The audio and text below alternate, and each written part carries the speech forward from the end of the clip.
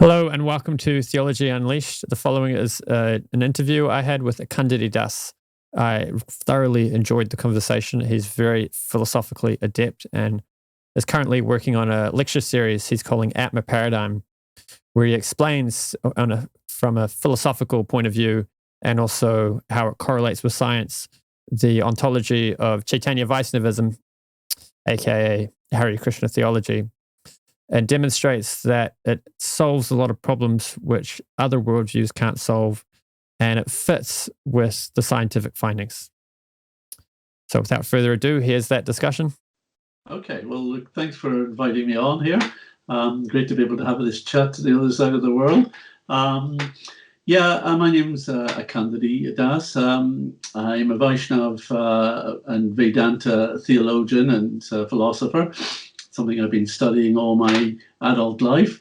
My kind of main interest is in philosophy and philosophy of science, and particularly looking at the relationship between philosophy and science in kind of understanding the nature of our own existence, particularly in terms of consciousness and the nature of consciousness and how that fits within the brain and our physical being, and as well as how it spills into psychology and social life as well.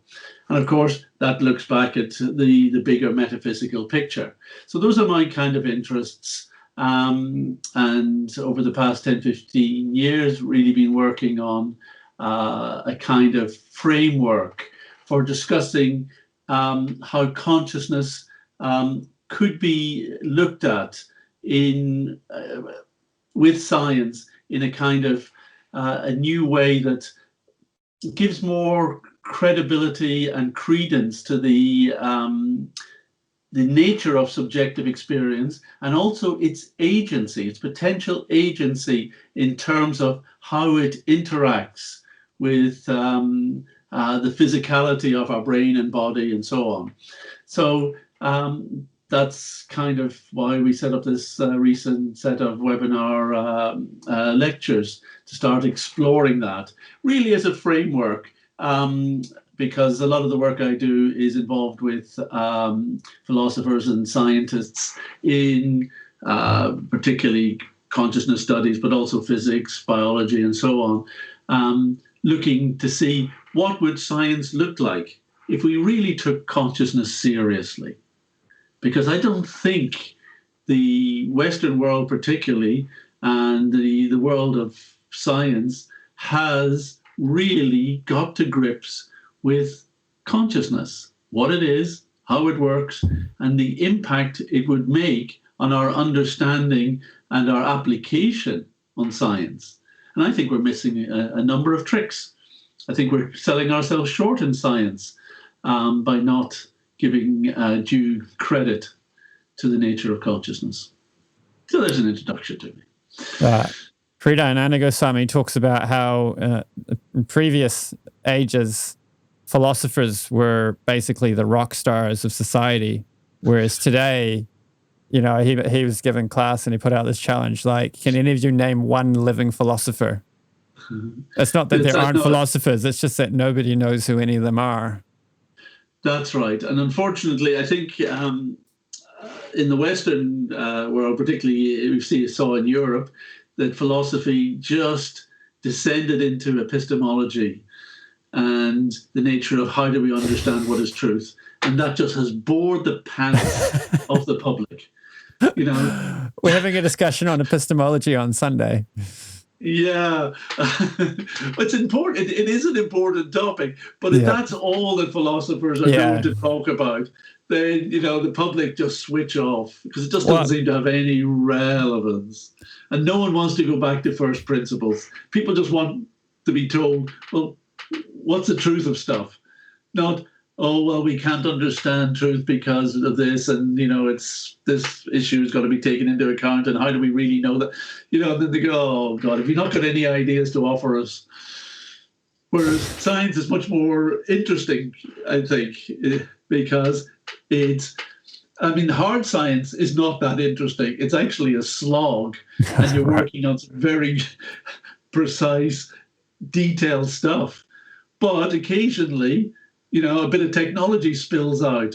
And that's, of course, exciting. And we all want the exciting gadgets and things that we can play with and that make our life seem much happier and nicer and healthier.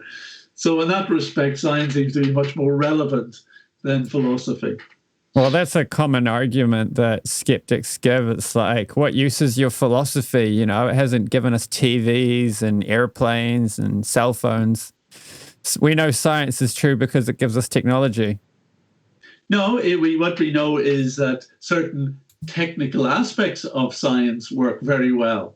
But here's the issue, that science itself is dealing with, the cause and effect of certain aspects in physics and in biology and so on.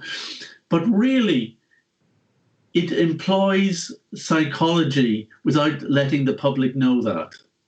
Sorry, philosophy without letting the public know. Actually, everything that people think that they believe that science says are the philosophical statements that are added in the name of science, but which are not actually scientific in of themselves. And Right. That's part of the problem. What is actually being fed to the public is philosophy in the name of science. That, the idea that the whole world is physical, that everything that exists can be described in terms of physics. That is not a scientific proposition. That is an epistemological proposition, that only the physical exists. How do we prove that? How do you prove that by science? It's impossible. It's a philosophical statement. And then you kind of, on the basis that you have a philosophical premise, you go off and then say, therefore, this, and this. And that's how we can describe the world. But it's not science. It's philosophy. Now, that's fine if that's where your philosophy is going, but let's be honest with the public. Let's not call that science. It's not the same as the stuff that is producing the technology. It's an overlay. And in many cases, it's not good philosophical thinking. And that's where I kind of like to kind of poke a few holes in things and say, fine, no harm. You need philosophy to understand what the evidence of science really tells us about the bigger picture of existence. You need philosophy to do that. You've gone beyond the philosophical aspect. For instance, the universe, we can kind of say, well, it must have come back from some kind of starting point. We can model that using the Big Bang. Fine. That's a way of modeling, but at a certain point, the modeling goes beyond what science can actually demonstrate, either experimentally or even theoretically. And then we kind of overlay that must be the start of everything. Well, that means that science has now stepped beyond the scientific method, even beyond scientific theorizing, and is now into the realm of philosophizing. I was chatting with... Now we should be really clear. We've crossed the boundary of science. We're into philosophy. So in many cases, although we can't name philosophers in society, we know many scientists who actually are feeding us philosophy. But the problem is not trained in it properly and not willing to discuss their ideas philosophically in debate. So they're not following the process that philosophers from way back in ancient times used to use in order to hone their arguments and to establish the potential truth and validity of their arguments. Right, so they're just kind of doing it through intellectual bullying then, because they say we've got science and we're right, and then they're not prepared to actually have a debate about it. Jonathan Haidt talks about what he calls institutional disconfirmation. I'm not sure if you've heard that term before. No, but I can guess what it means. Yeah, it's his phrase for where, an intellectual puts forward an idea and everybody picks the idea apart, or, finds the good things in it. And in this way, scientists or academics are having some back and forth and actually, getting closer to the truth. Yeah, I mean, it's interesting that, the scientific method requires, peer review and discussion, and it's an iterative process. But no one's allowed to suggest an iterative analysis or a kind of even a critique of the philosophy that underpins scientific interpretation, which is the ideology of physicalism, that it can all be explained by the physical, that there is nothing else. That's a huge kind of statement of belief that, we have to, as philosophers, we have to say, well, wait a minute, where did you get that from? On what basis are we supposed to make that the cornerstone of all interpretation of scientific evidence, all interpretation of everything we know about our own existence? That seems a big stretch. And are we not allowed an argument on it, and discussion on it?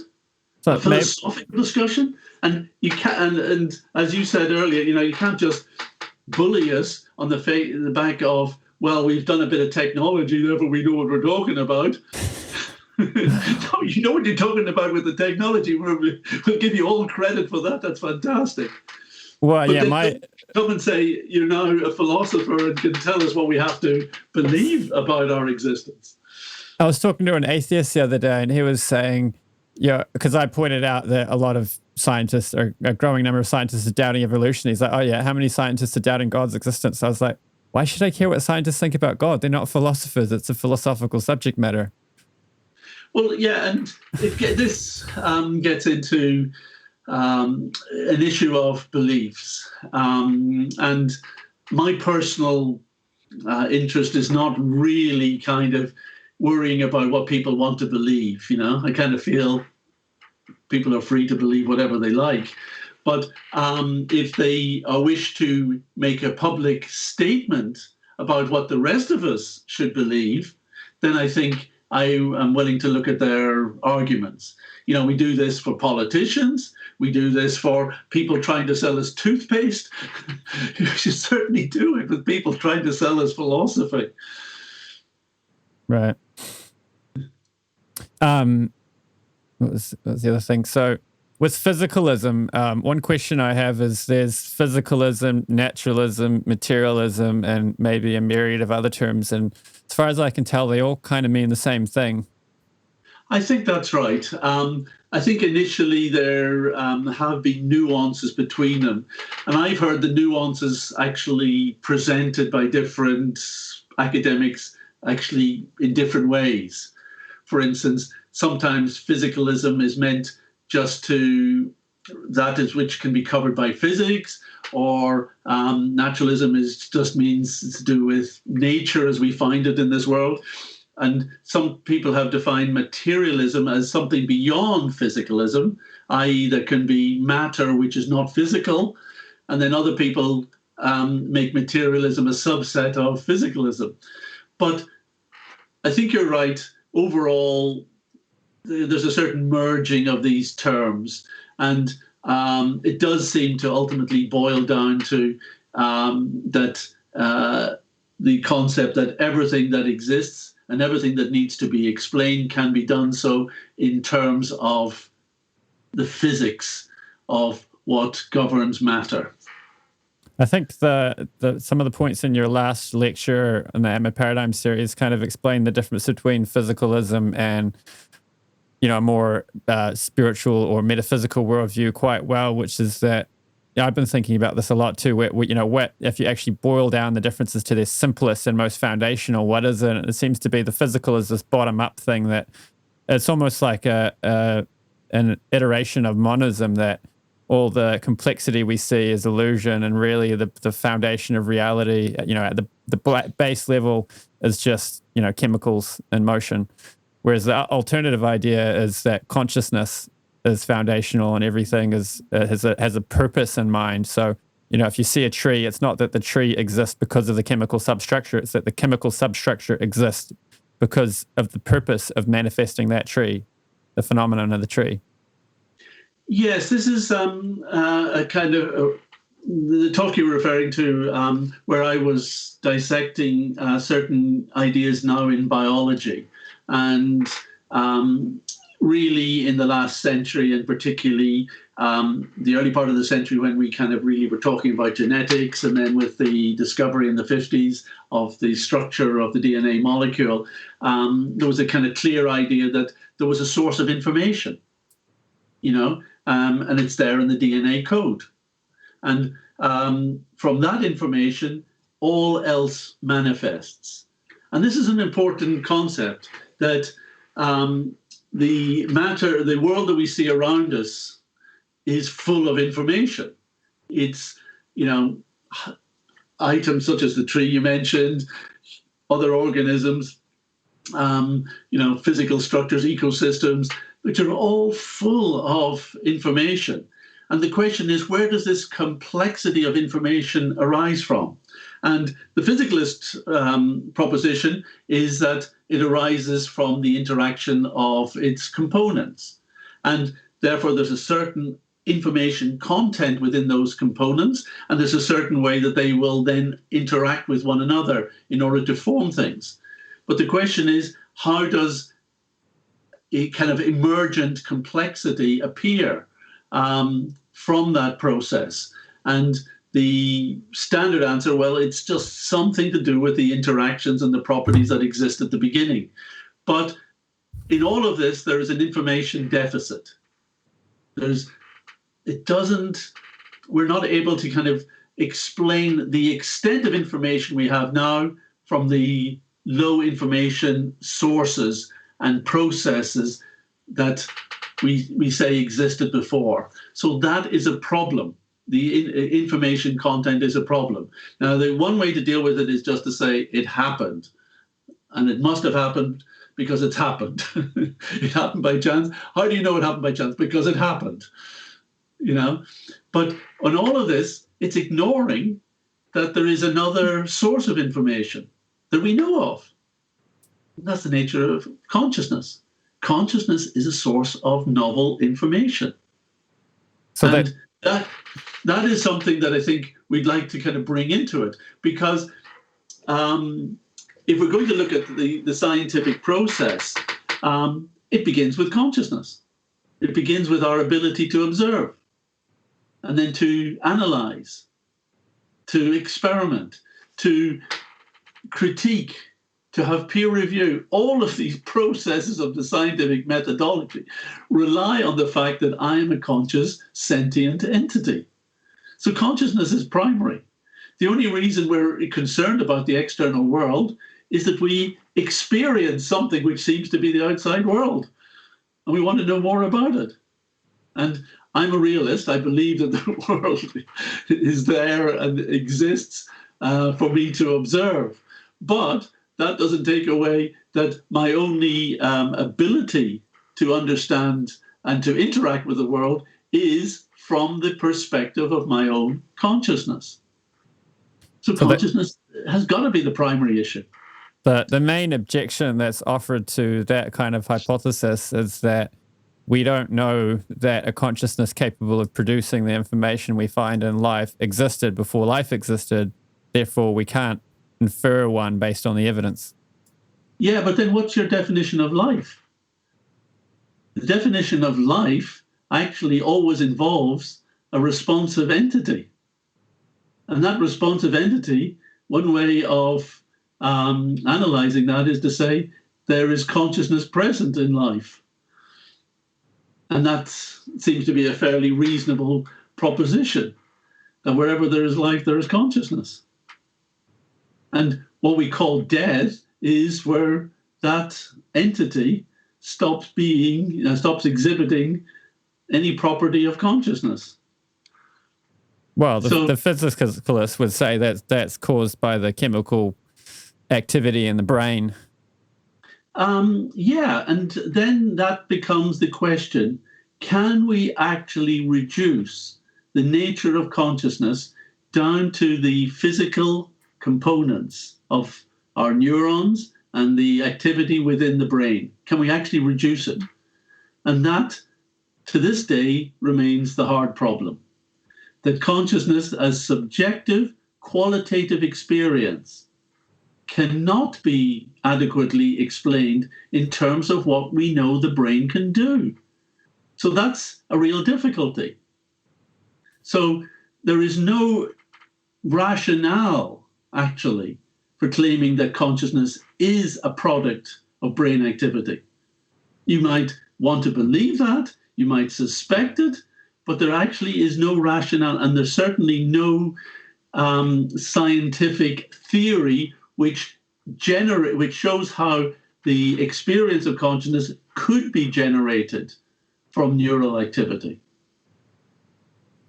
This brings up one point I wanted to make, which is that I find the type of argument that I was suggesting that skeptics would offer is falls into a category in logic. So, in logic, you've got two ways you can go. One is you follow your logic and you come to a conclusion, and you accept the conclusion as as being true based on your logic. The other way you can go is you follow the logic and you come to a conclusion, and you think, oh no, that can't be right. So then you go back and you find an issue with your logic because your conclusion can't be true, therefore you must have done something wrong.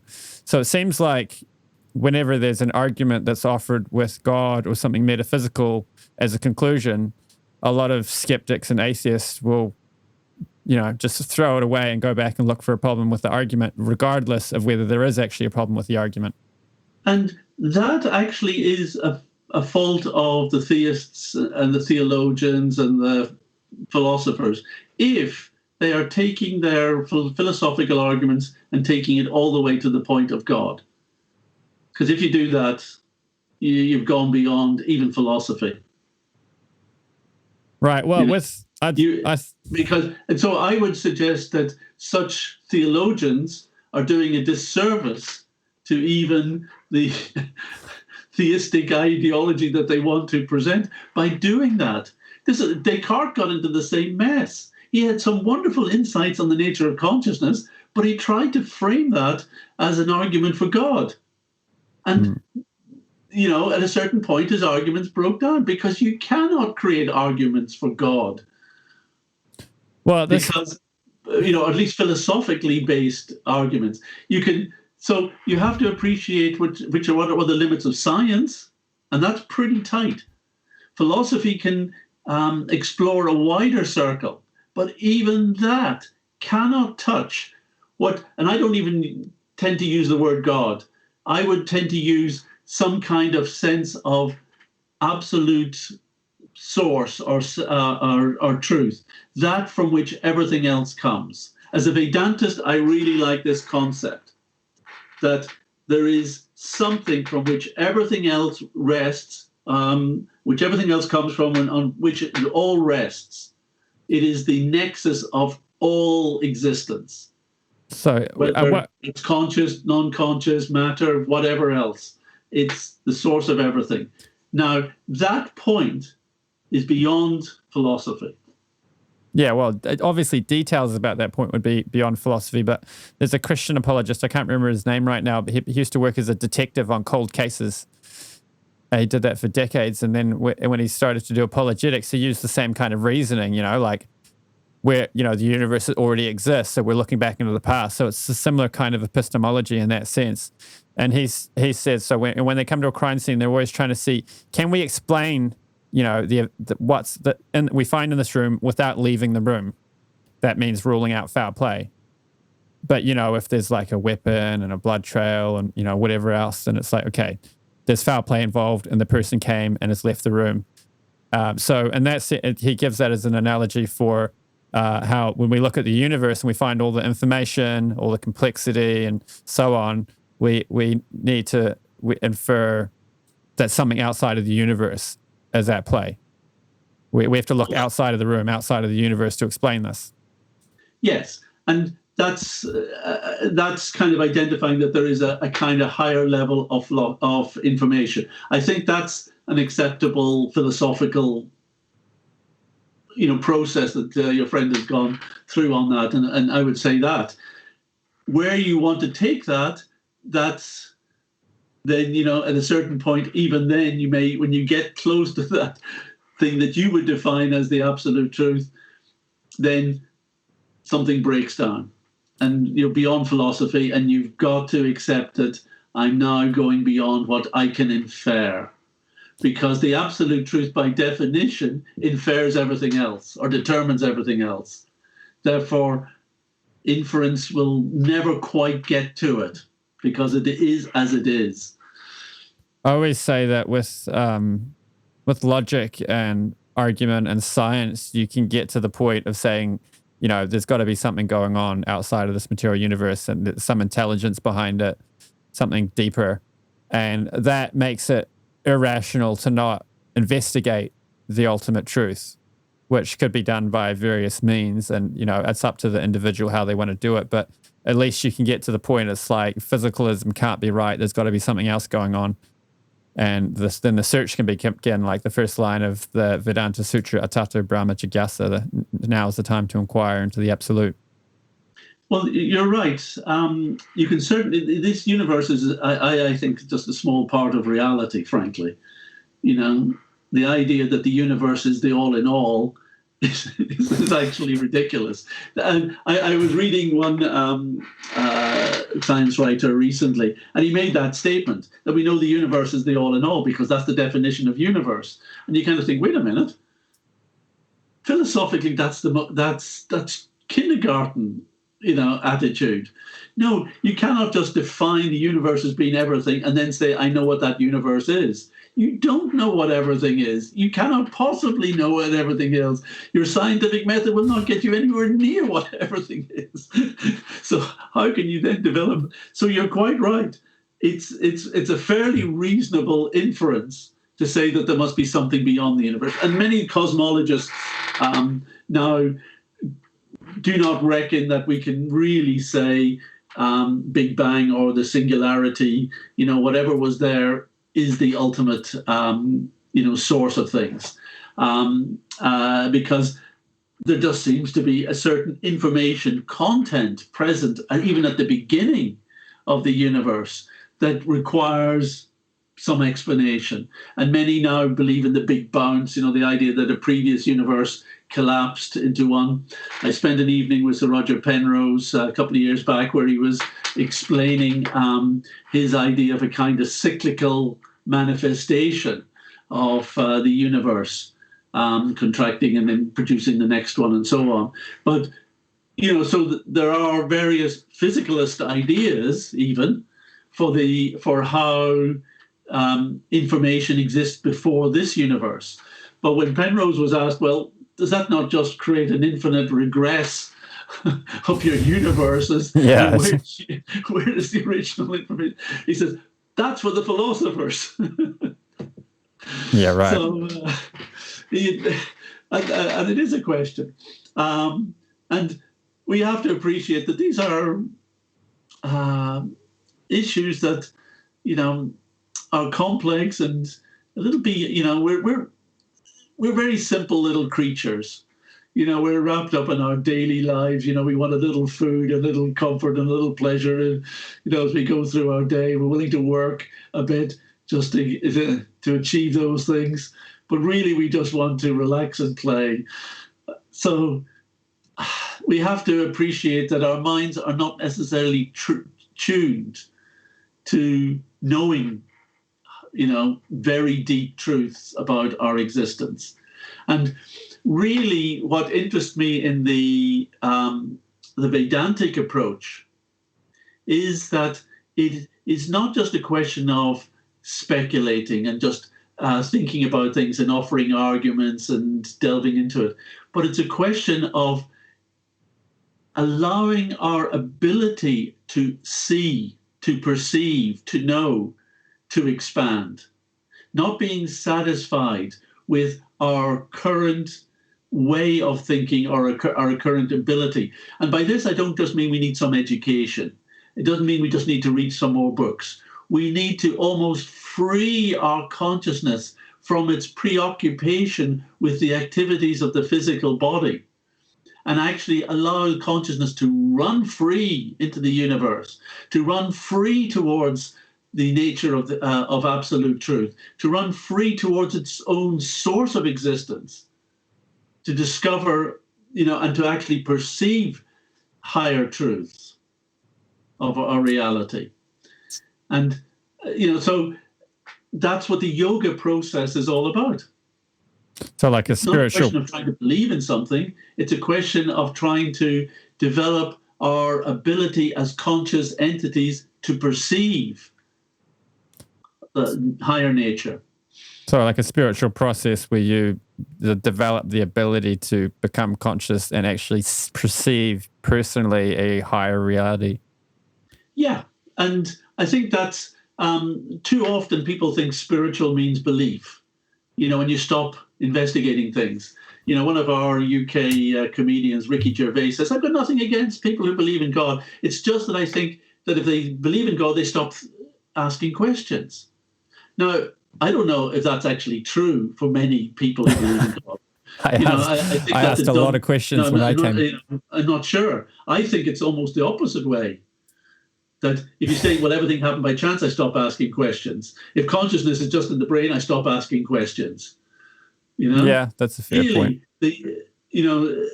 And the yoga process is not a particular denominational religion, and that is no interest to me. I grew up in Belfast. I was in the thick of the troubles, between Protestants and Catholics. I know the issues between, people's beliefs and, the ridiculousness of fighting over, this and that.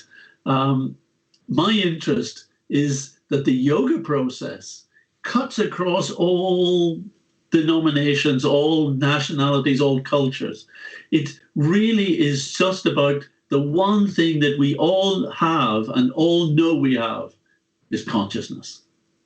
So let us see what is the process by which consciousness can develop so that we perceive reality better than we currently do.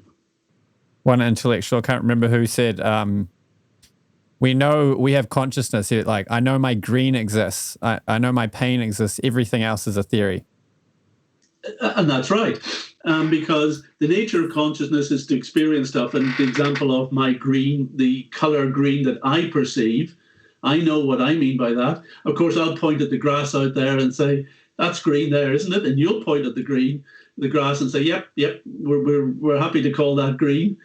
But we have no idea what we're actually seeing, in qualia terms inside, as green. And the same with pain, another form of qualia. So you mentioned the limit of what we can do with philosophy and science. I have a theory based on small children and then comparing us to small children with respect to great sages about that, which basically the claim is that when you become more advanced, you can actually do a lot more with logic and philosophy among people who are similarly advanced, have similarly expanded consciousness. So with, I have a 4-year-old son and he asks a lot of questions. And I think more so I was noticing it when he was 3, that like the questions never end. It's like, why is there a fence there? And you say why, it's like, and then why that? And then, every answer you give, they ask, and then why that? And my theory why that is because the reason why we don't ask those questions is because we have more axioms. And an axiom is something that somebody asks you and it's like, how do you explain it? But you just know it's true. You have an apprehension about a truth of reality and it's valid. It's true.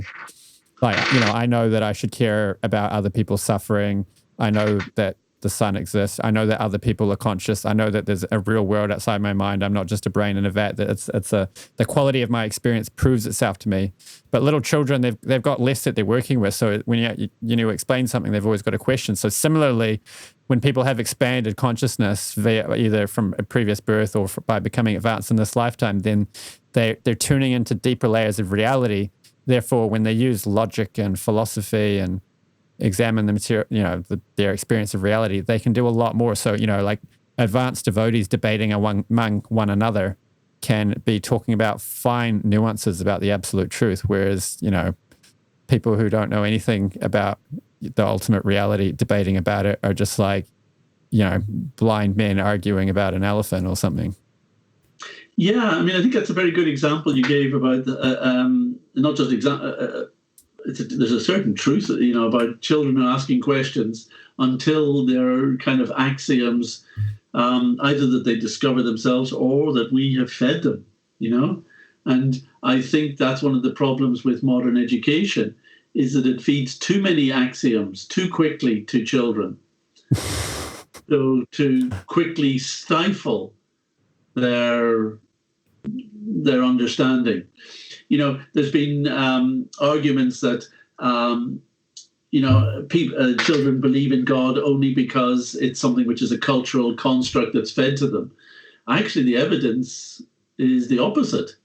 That children have a natural kind of appreciation of a bigger, wider, more interesting world, but somehow or other that is educated out of them, through all the axioms and conclusions and presumptions that they are meant to live by and to think by.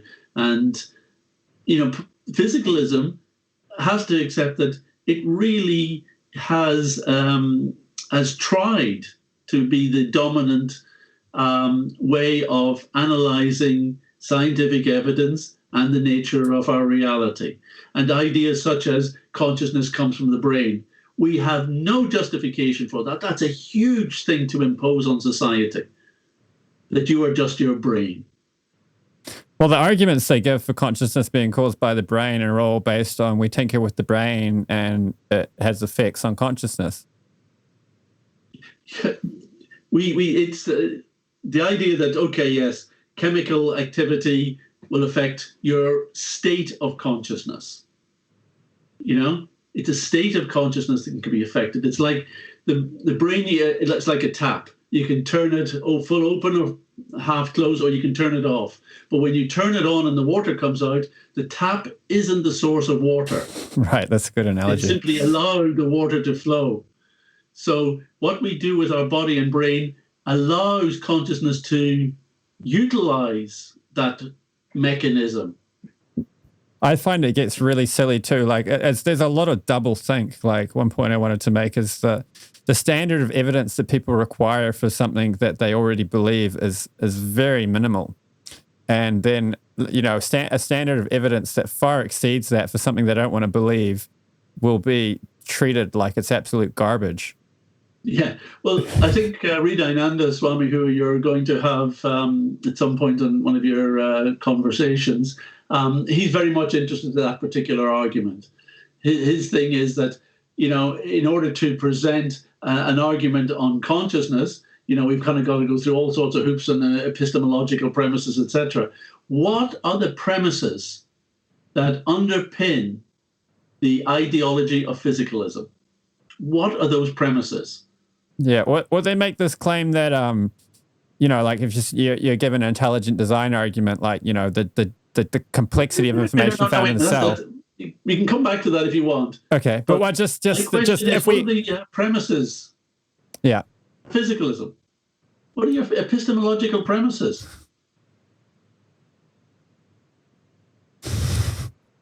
The argument people basically give, the on the street version of it is, I open my eyes, I go out the door, and the physical reality smacks me in the face, so I know it's real. Of course, it's there. No one's saying it's not there. Whereas the spiritual reality that some people argue for. That's not what physics. That's the argument of physicalism. Isn't that there is a world? The argument of physicalism is that the only thing that exists is that which I can understand through physics. Well, then they say even it might be like that argument. It might just be like a sort of skepticism, like, well, there could be something else, but I've got no reason to believe that there's something else, and I've got testable predictions. I've got a hypothesis that works. I work based on this hypothesis that matters all that exists, and I have success. And it works fine until you bring in the thing that you're using to make that hypothesis consciousness. Because as soon as you bring in consciousness, all the things that you say that you are able to do break down. Or rephrase that. You can still do many of the things that you're talking about, but you cannot do everything. Your hypothesis, your premise that that physics can explain everything, does not explain consciousness. Therefore, you need a bigger box than just physics to put everything in. And that's a fairly simple argument. Physics will get you so far, but it doesn't take into account the one thing that's important to you is consciousness. Right. I can take everything else away from you. I can take all the technology away from you. I can take everything else away from you. But if I took your consciousness away from it, if even there was a threat that your consciousness would be taken, that you would be extinct, like that, that is the most valuable thing to you. So the most valuable thing you cannot explain according to physics. And all we're suggesting is you need a bigger box. Hempel's dilemma. Yeah. The philosophy, just use it for your, maybe your, not everyone who listens to you, will be aware of this one. He made a very simple point. When you say everything can be explained by physics, do you mean physics that we currently have? Because we know that's not true. There's lots of things within the physical world we can't explain. And consciousness certainly is another aspect that we cannot explain. Or do you mean that in the future, physics will explain everything? And that if that's true, then if that's what you believe in, well, that's a belief. And you have no idea what the physics of the future will be and whether the physics in the future will then admit we know what we know within the physical stuff, but there's other stuff and other phenomena that we cannot explain through our physics. So either way, physicalism as a kind of philosophy doesn't completely stack up. It doesn't have proper premises. It doesn't really have a clear philosophical kind of statement and thesis. It's simply a kind of generalized belief system that is being foisted on the world. I have no problem with anyone who wants to believe in it. But please be honest that that's what you're doing. You're simply acting on what is your preference to believe in. For whatever reason, that's up to you.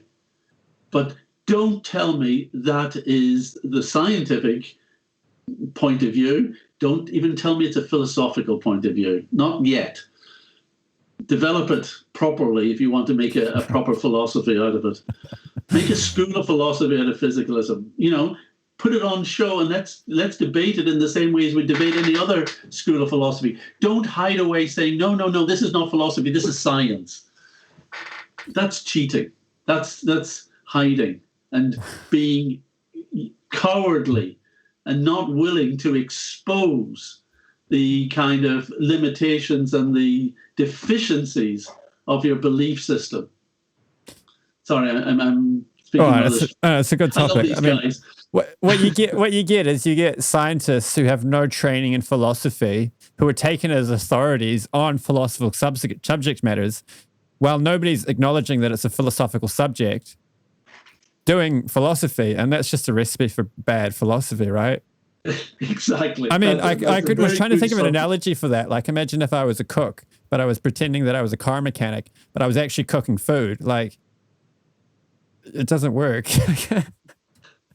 Yeah, and that's the problem, and I don't have a problem with people wanting to have a different point of view and a different outlook and a different belief, but let's just be clear, what bit of, when I want to know that when scientists are telling me this is a scientific bit of evidence, I want to be sure and confident that's evidence I can have some trust in.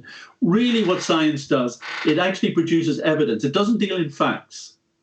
It deals with evidence. And evidence is used to support theories.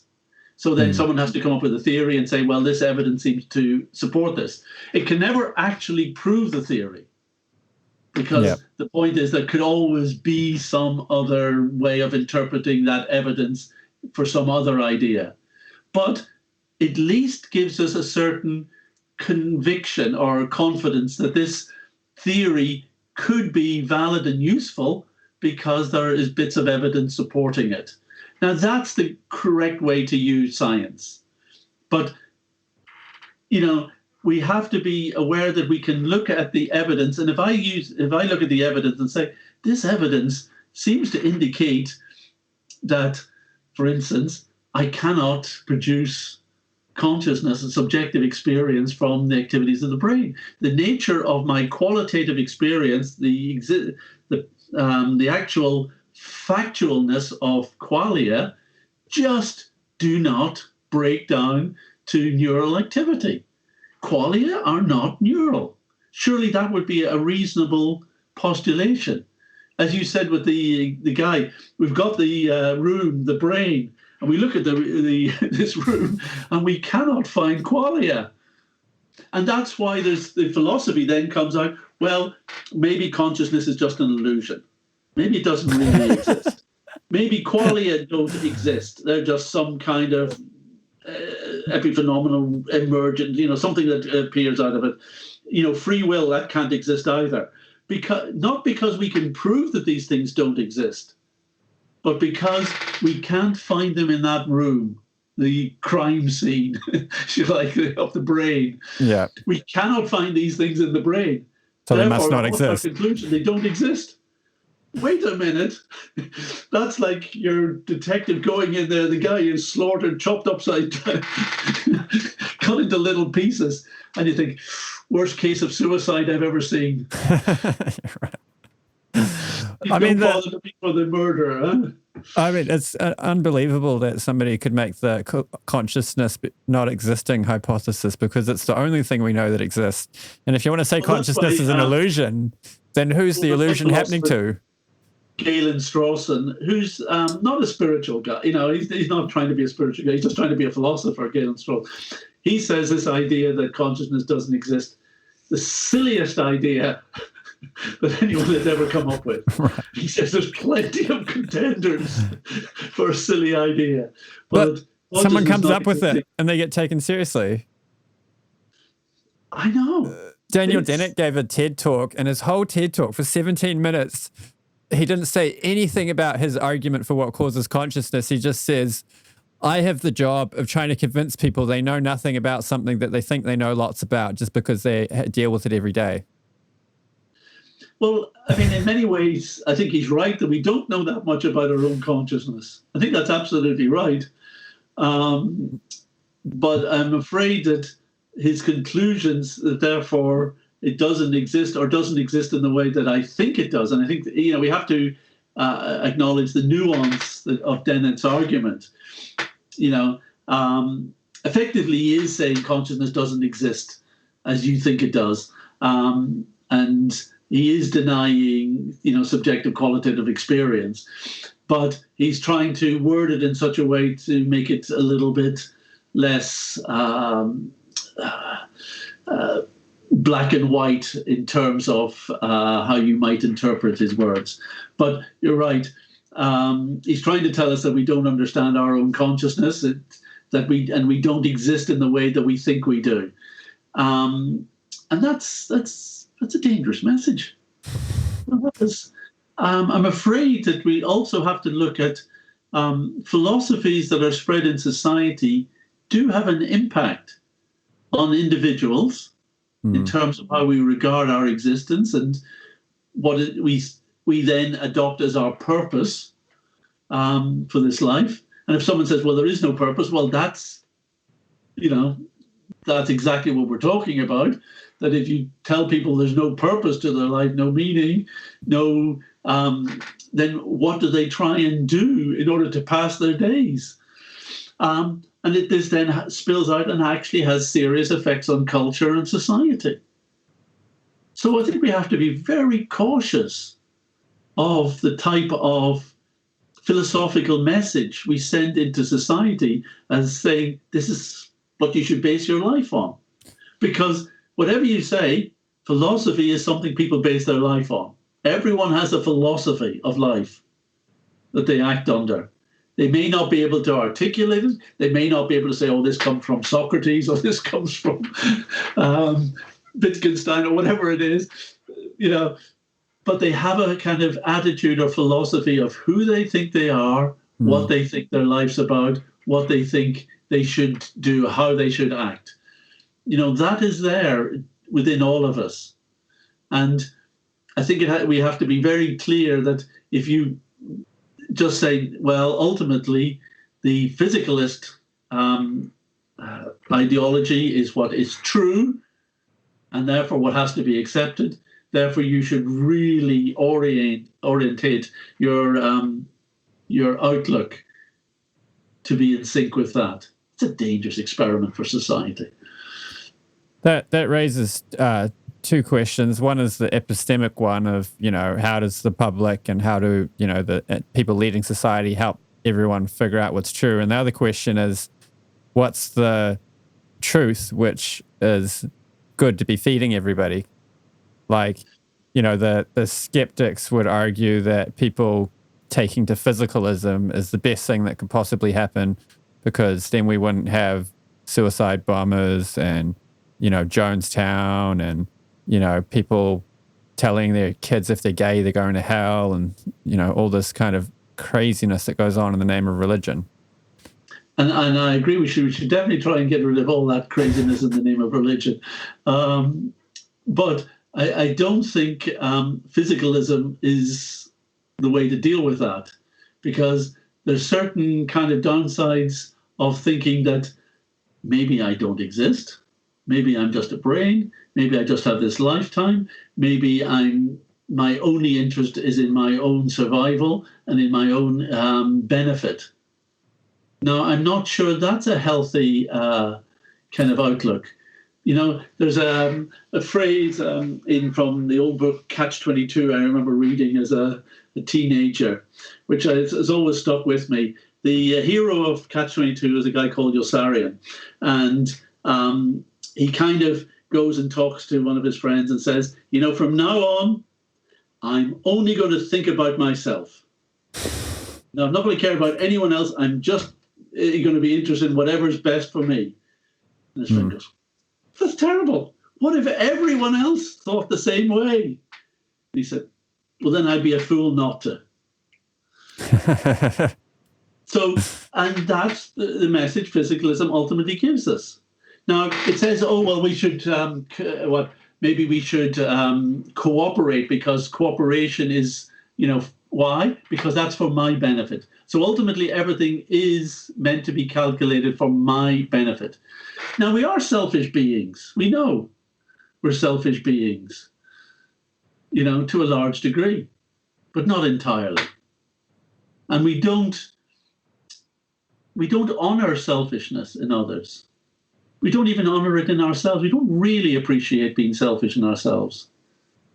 Actually, we feel better about ourselves when we know that we have done something nice for someone else, when we've been kind, when we've been generous. Somehow or other, that actually fills our conscious spirit with a different kind of appreciation of my selfhood.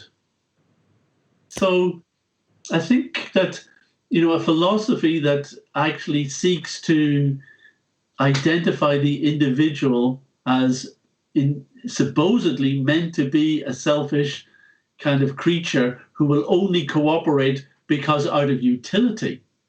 Then the question is, well, what is my other feelings of kindness and my interest in helping others, my compassion? What's love in that picture?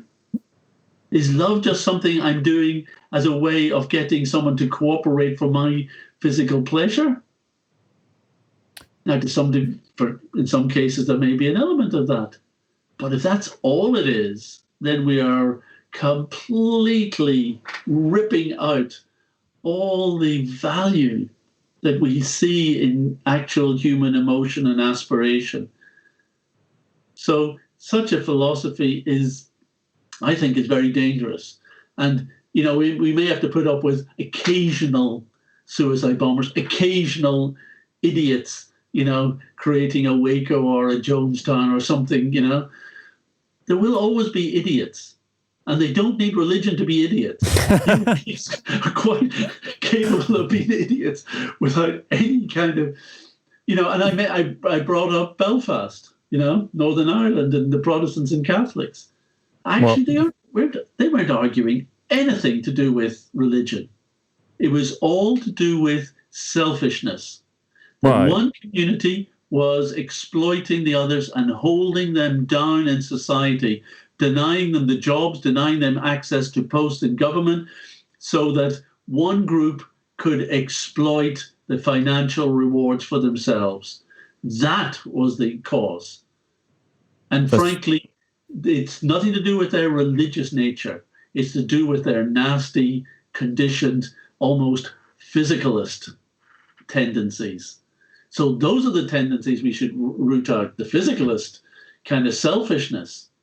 Because by understanding ourselves as conscious entities, we start to have appreciation for other conscious beings. You know, if I'm just relating that I'm not a conscious being, I'm just a physical body, you're just a physical body, well, who cares about you then?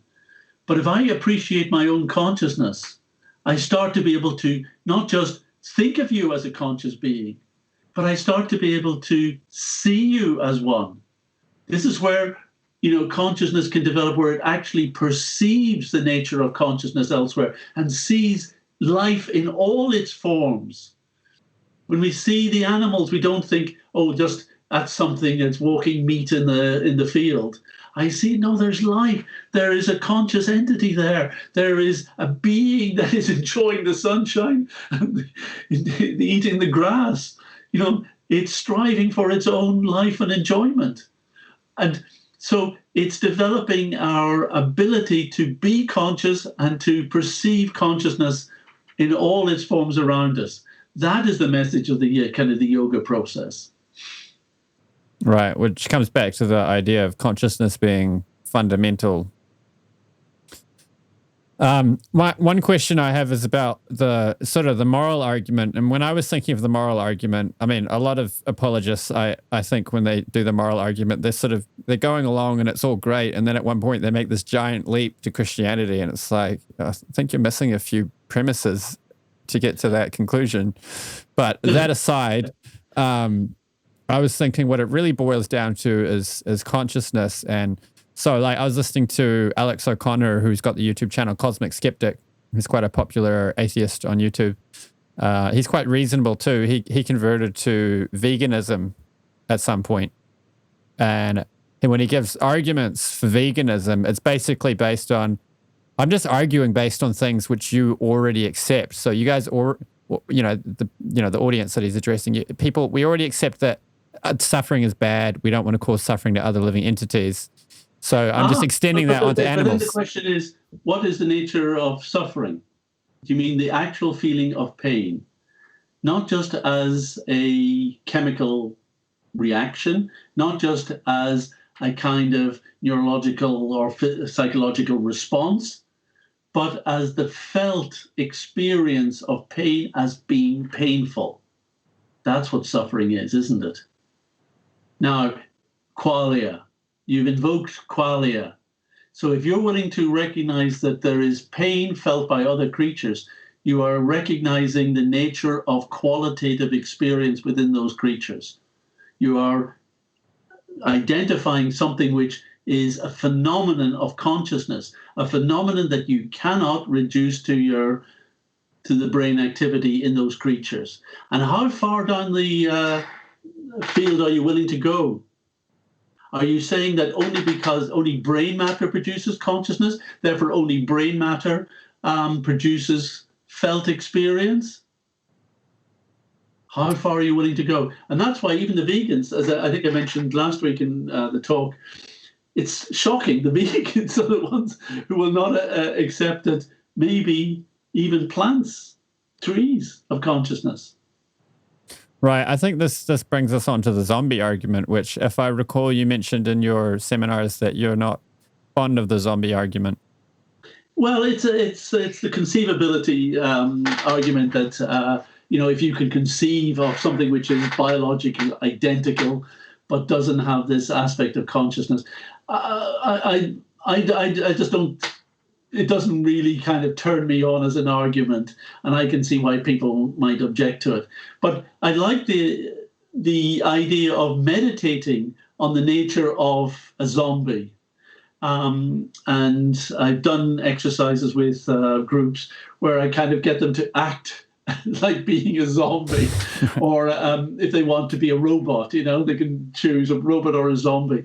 Something that is kind of interacting with the world, but not necessarily qualitatively, not necessarily that there's any felt experience. So, and then to imagine themselves, suddenly something has happened, that the consciousness is switched on, and then what would that feel like? And there's various TV and film programs which have shown that kind of transition between the non-sentient, organism becoming a sentient one. And I think that's a useful meditation, because it kind of starts to get us thinking about what is the nature of conscious experience. So I like to use it in that way. But you're right, the kind of inconceivability thing, it's People may not have heard the argument, so I could just quickly flesh it out. The argument is basically that other living entities could be philosophical zombies, which are different from zombies you see in movies. They're identical to a normal person, but nobody's home. There's no consciousness there. Nobody's experiencing what it's like to be in that body. So you could stab them in the chest and they'll writhe in pain and scream and do everything that a conscious person would do. But it's all, chemicals and neurons firing, and there's no one experiencing the pain or anything. And another way it's drawn out too is you have, pain is caused by C fibers firing in the brain. But you could imagine that there's aliens, which are in some ways similar to us, that also feel pain, but they have evolved differently and they don't have C fibers, but they still feel pain. So if they don't have C fibers and you've identified pain as being the firing of C fibers, and you don't find any C fibers in the alien's brain, does that mean they don't feel pain? Yeah. So, I mean, they're both reasonable points. It's just that I think because we're having to get people to imagine something which we don't know exists, such as a zombie, a philosophical zombie that... Well, it could be the world we're living in. Huh? We could be living in that world. But if I asked you to identify one for me, you'd probably struggle. Well, I mean... but actually, the way you described them is how many people think of animals. No, that's terrible. Isn't it? Because you can cut them, stick a knife in them, and they'll writhe and scream in pain, but there's no one home. There's no one really feeling that pain. Really? I mean, that's how people have regarded animals. I think that's not historically changing. I think it's changing. Yeah, veganism's growing. But you see, the vegans then don't want to kind of say, and they're using the argument that where's the C fibers in the plant? Therefore it doesn't feel pain. A tree will not feel pain if you chop it down. Well, to clarify on that issue, we understand that plants can feel pain, but it's far less than what humans or animals feel, because they don't have a developed neurological system. That's why we eat plants and not animals. It's not because they don't have I wouldn't say it's because they don't have a developed neurological system. I think the neurological system comes from the ability to be aware. I think different bodies are sheaths, coverings that we have to consciousness. It's like a very simple example. Sorry, just 1 second. Just a sec. Oh, my wife needs something. Okay. Sorry, I just had to move my son into the other bed. Fair enough. Yeah, it's getting late for you over there, isn't it? Yeah. You were saying? Yeah, where were we? We were, yes, on plants. Oh, yeah, plants being conscious, and why we eat plants and not animals. Yeah, I was going to make the point that, an example for consciousness might be that, we have different kind of levels of coverings of us, and that the neurological equipment that we have needs to be appropriate to the level of conscious expression that is needed from consciousness to express its will through that particular body. So for plants, trees, that may be smaller than for other creatures which move around and hunt their food. And going up the scale, there will need to be further developed neurological systems in order to facilitate what consciousness is trying to do, even as humans. Now you can kind of then keep on extrapolating that and think, well, okay, we don't know anything better than humans, or at least we don't think there's anything better than humans within the Earth, but life on other planets, what could that be?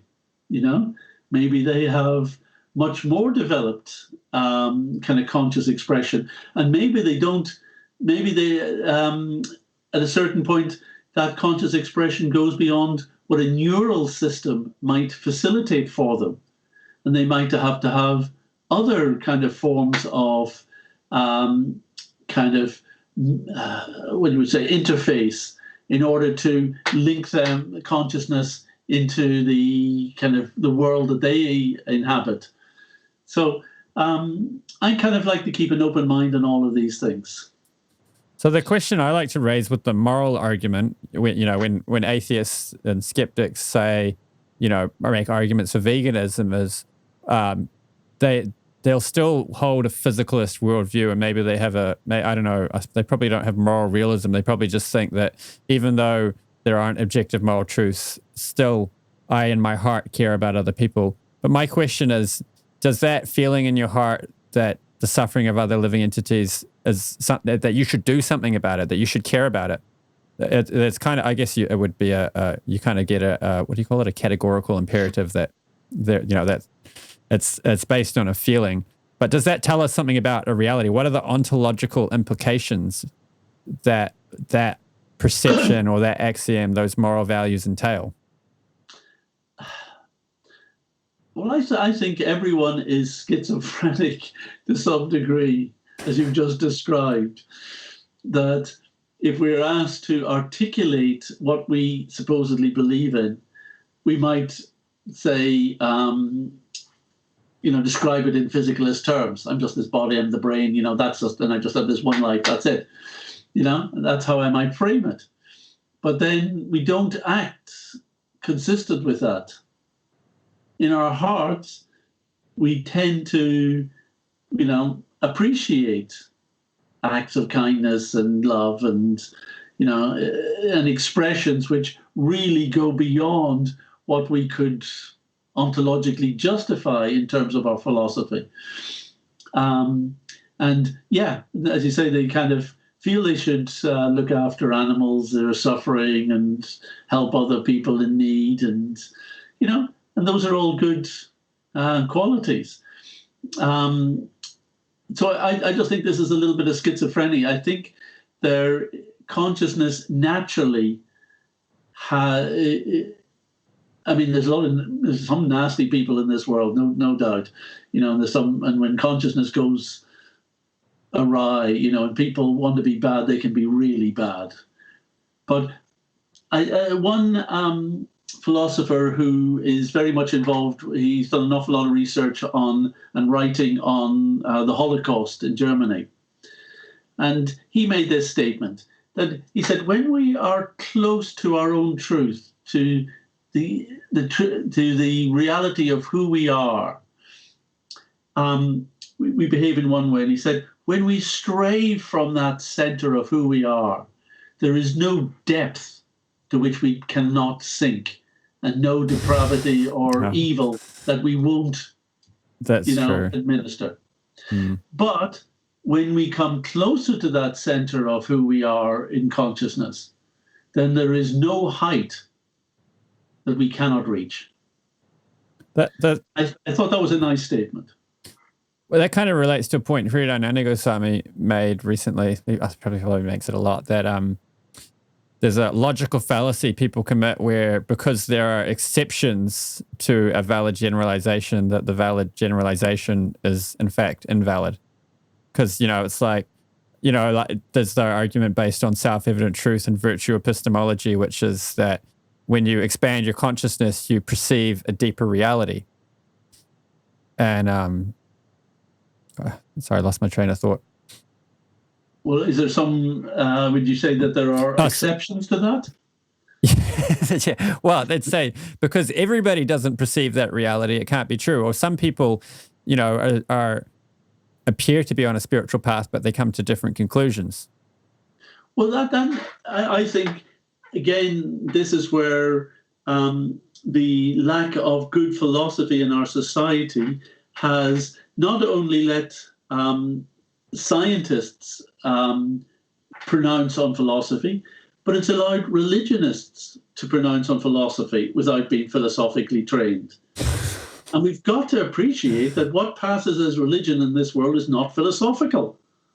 Well, like Prabhupada said, religion without philosophy is sentimental, and philosophy without religion is... And fanaticism, he said. And that's what we see. Religion in this world is sentimental and fanatic. It is not based on philosophy. It is not based on development of consciousness, really. I mean, there are exceptions, and some amazing exceptions to that. But as a generalization, by doing away with philosophy, we've not only allowed science to kind of make pronouncements beyond its remit, we've allowed religionists to make pronouncements beyond their remit, and to tell everyone they have to follow them because theirs is the only way, and to hell with everyone else. This is having nothing to do with spirituality, and we have to be really clear that what passes as spirituality and religion in this world is really questionable. Well, yeah, I get that problem because I argue, for example, against exclusivism, and an objection would be, but like most religious people accept inclusivism. It's just like, but it's an incoherent idea, so it can't be true. Yeah. It's like, but people believe. I mean, basically, a lot of the objections to religion boil down to religion has no epistemology. It's like, but they don't come right out and say it has no epistemology. Although at times, they'll say, you have evidence, but you have beliefs and we have evidence, and show us some evidence and so on. But they'll make a lot of other arguments. But really, the unstated premise which their whole argument rests on is religion has no epistemology.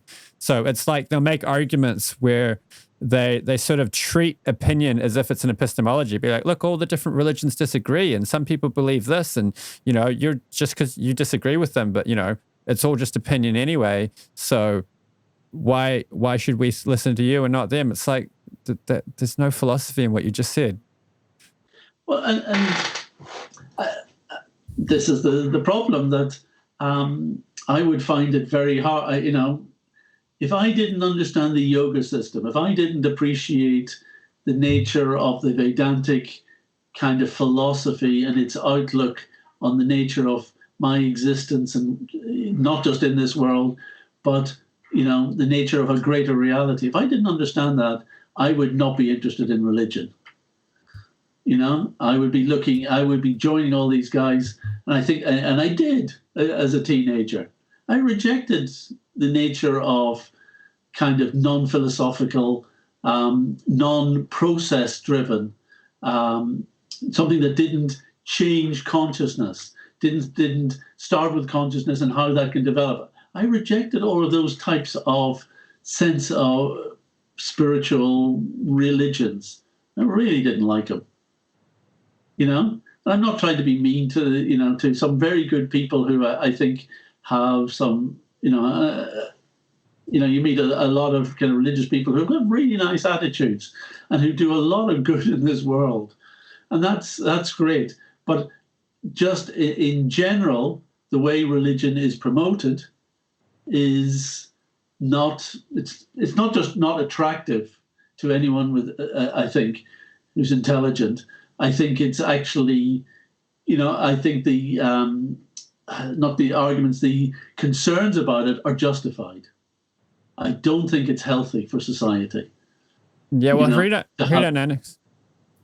Swami gives a nice... I just want to say, I just don't think it's healthy to have a kind of sentimental, fanatic type of belief system, which, again, as you say, has no epistemology, has no philosophical basis in which to guide it, and which to really appreciate how my understanding of this world is to be translated into something beneficial for me and for others. Frida Nanagoswami he gives an analogy to a marketplace. So if there's no debate about the philosophy of religion, then it's just like if there's only bad food in the marketplace, then everybody gets sick. If you know, like if you stopped having scientific debate, if we just decided, today that we've already figured everything out and there will be no new science, we're going to write it all down in stone, and for the next 2,000 years, everybody's got to believe exactly what's written in these books, or whatever they want to interpret based on that. You would have bad science overnight. Well, we do have that. That's exactly what we do have. Well, the iPhones are getting better and better. We're still meant to believe in a doctrine of evolution, which is 170 years old, written in stone. There's True. The physicalist idea, that everything can be determined, goes back beyond that a few hundred years. So we have actual canonical kind of beliefs which are meant to guide science to this day. And we're not allowed to debate them. Right. So that's why, yes, complain about the religionists and their belief system as much as you like, but please recognize that the same exists in your interpretation of what science reveals to you about the nature of reality. Oh, there's that quote. I can't remember who it's from right now, but it's it takes good people will always do good things, and bad people will always do bad things. But if you want a good person to do bad, that takes religion. And I think there's a degree of truth to that statement, but you need to substitute the word religion. Yeah, that's what I was saying. You got to swap the word religion for the word ideology. You don't think communism did anything bad? Exactly. Yeah. Exactly. But it's true. An ideology can take a good person and turn them bad. This you don't need religion, and it doesn't take. It's an ideology. It's an ideology which is not being tested, which is not being moderated by philosophy. You take philosophers out of the picture, you let these guys run rampant, whether they're religious, whether they're not, whether they're political, ideologues, whatever. Well, we can get the same thing with science and with secular society. So, with there's that sort of religious fervor which turns violent, and the far left is doing the same thing on the streets of America right now. They're running around burning down buildings. Yeah, it doesn't. As I say, it doesn't require religion to make good people do bad stuff.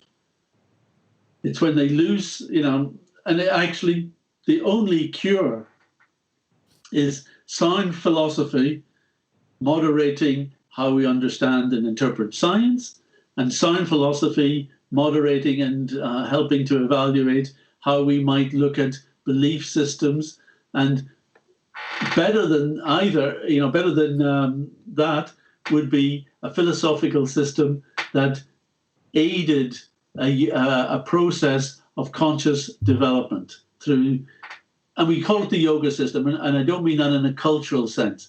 I mean in a kind of step-by-step systematic process of development of consciousness. Now, most people in the West don't have a clue what we mean by that because they're not trained in the yoga system. But it's actually rather brilliant. And it's a system that, people have been using, to raise their insight into reality for thousands of years. It's rather brilliant.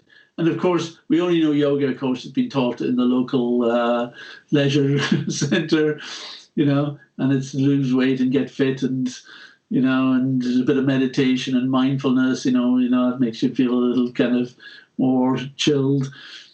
And that's the only way we know that. But that's, that's the bottom end of what we're talking about here. Right. We should probably wrap it up soon. There's a few things maybe we can move through quickly. One is you've talked about in some of your lectures about the intelligent design camp, hypothesis versus evolution. And you said there's a third alternative which you lean towards, and I didn't really comprehend what that third alternative is, and I still can't really grasp it. It's possible one could exist. Well, the lecture series is still going on. We're moving towards it. But I'll give you a kind of spoiler now, if you like. Yeah, so basically, most people think, it's a binary choice. Do you believe in evolution or do you believe in creationism? I did, natural selection and evolution do everything, or did just God do it? And my point of view is that both are postulations which cannot be demonstrated by the scientific process. They both rely on invoking something which is beyond science. In evolution, you're requiring something to happen by, in simple terms, chance. I know you can start to try to problematize what we mean by chance and, create some complexity about what we mean by randomness and all that sort of stuff. Never mind. It boils down to that you're saying that there is no specific cause for the information. Something non-causal produces the world as it is. And it's certainly it's non-causal in that we cannot identify a particular cause and put it in the test tube to test it. We cannot replicate that circumstance. Therefore, it is beyond the scientific method. Therefore, your belief in that as how things come about, fine. It's a belief. They get out all their just so stories. Yeah, it's a just so story in itself. Now, there's a lot that goes around it. It's better than the story about how the tiger got its stripes, perhaps. It's perhaps a little bit more plausible for many than that. But still, there is something problematic. Yeah. There's a belief in it, and that's fine. You may find all the supporting evidence validates your belief or supports your belief or encourages it and convinces you that your belief is well-founded. Fine. It's still belief. Same with God. People can argue and create all sorts of justification that God did it. Now, I think in our analysis of the natural world, of which we are a part, we're here, we don't require to deal with belief systems, whether it's an evolutionary belief system or whether it's a creationist belief system. I think that there is evidence that we can uncover for another way of looking at things that actually can be scientifically verified.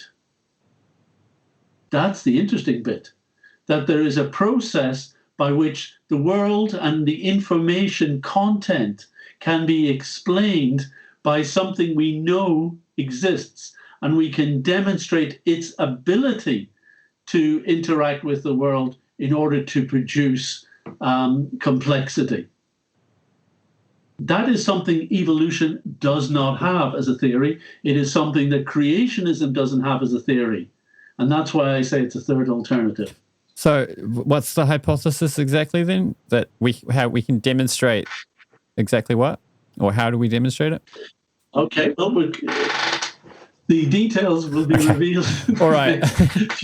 But no, I'll tell you, in simple terms, we're invoking what we are. In one sense, we've already kind of given the basis for it. We're invoking the nature of consciousness. We're invoking not just individual consciousness, but looking at we've looked at the agency of individual consciousness and how it is able to affect physical stuff within this body and beyond. And we're going to move on to looking at aggregated consciousness. When you aggregate yours, mine, all the creatures out there, all the other people on this planet, all the other people, and throughout all the consciousnesses within the universe, when you aggregate that, you come to another level of effect. And we will be showing how that has an impact in terms of how the world, the universe, and the species appear. Interesting. And we will be providing evidence for that. Have to stay tuned then. Are you familiar with Stephen Meye's arguments? A little. So what you just said sounded a lot like his argument, which is, so both basically looking at explaining how life came about, how species came about, is a historical science. And there's a particular epistemology which applies to historical sciences, which is called inference to the best hypothesis, where we work based on causes which we can currently observe, causes currently in operation. So, we see a volcano blow up and produce a huge sheet of ash. When we're digging in the ground, we find a layer of ash. We infer that a volcano caused that because we've seen that volcanoes can produce layers of ash. It's like that kind of thing. So arguing for evolution, they say we see genetic mutation and natural selection varying the diversity within existing species, extrapolate that, across a larger time span, and we must be creating species by that mechanism. And in a But there's a difference. Just for your own sake, there's a difference between extrapolation and inference. The first was inference. Right. Because ash, it wasn't an extrapolation. It wasn't saying that it's because we see volcanoes producing lava and ash, that the volcano can create a city made of stone. That's extrapolation. Wow, the way they argue it. Whereas the evolution extrapolates. It doesn't just, if you want to say we see micro-evolution taking place, i.e. small adjustments within creatures. It's claimed to be by mutations. Actually, what we showed in the biology analysis yesterday, that it's not necessarily blind evolution, it's consciousness psychologically led changes to the genetic material and how it's used, produces variance within a species. So if you want to say, well, we see variance now, we see variance in the past, that's fine. But if you want to say we see variance now, therefore macroevolution of all species, that's extrapolation. I'm not saying it's true or not. I'm saying it's a philosophical extrapolation, which is not the same as inference. Right. I mean, we can faulting evolution's a whole discussion all on its own. That's a different point, really, my concern is to make things properly philosophical. Right. So what they would argue is, I go for a walk, and with each step, as time goes by, I'm covering distance. Give me 1,000 years, and I'll walk a long distance. The counter argument is, I live in New Zealand, and I can't make it to Australia on foot. So although I can make progress initially, eventually I come to a barrier which I can't cross. Yeah, I mean... That's where the extrapolation comes in, to think that me walking, because I'm making progress towards Australia by walking, that I'll reach Australia, that's where the extrapolation becomes unfounded. Yeah, and even if you could walk 1,000 miles for us, or you'd just be 1,000 miles, the same person, a little older, having walked a little more foot. Well, the walking is comparable to variations within a species, eventually creating a new species. But anyway, and then when it comes to... But actually, when we look at the biology, we see that extrapolation is not justified it's not justified in the biology of what is possible to do through mutations, and it's not even justified in the fossil record. But that's another subject. As I and then we went on a little tangent there, but so that's the use of inference to the best hypothesis when it comes to evolution. But when it comes to intelligent design... but again, I want to be very clear that inference is to the best hypothesis. That's a valid philosophical tool. Extrapolation. Extrapolation to the best hypothesis. Okay, yeah. That's just speculation. Yeah. And, that's just based... I want to believe that that's possible. I mean... So again, you get... Is extrapolation never valid? I think you have to be very careful, because it goes beyond philosophy, inference, anumana. It is getting into conjecture. I mean, suppose there was, I knew cheating existed, but then a scam went on such a large scale and with so much ingenuity that to think that such a thing was possible, I would have to extrapolate based on past experiences to this thing, because it excelled them. No, that's just magnification. Magnification. Okay. All right. So, I mean, I'm not just trying to be pedantic no, here. I appreciate what you're saying. There's a difference, that, if I have one, maybe I can have more of them, but something which is fundamentally new and novel, that's extrapolation. All right, and that's and I think here's what you're doing actually is very helpful, because you're showing how there is a sort of justification for certain philosophical thinking being applied, but actually philosophically it's not clear thinking. And that was the point you were making earlier, that they're using so-called philosophical arguments, but not really with the precision that philosophy is meant to be dealt with. And if they were debating this in the field of philosophers, they'd get a much harder time than they're getting from me.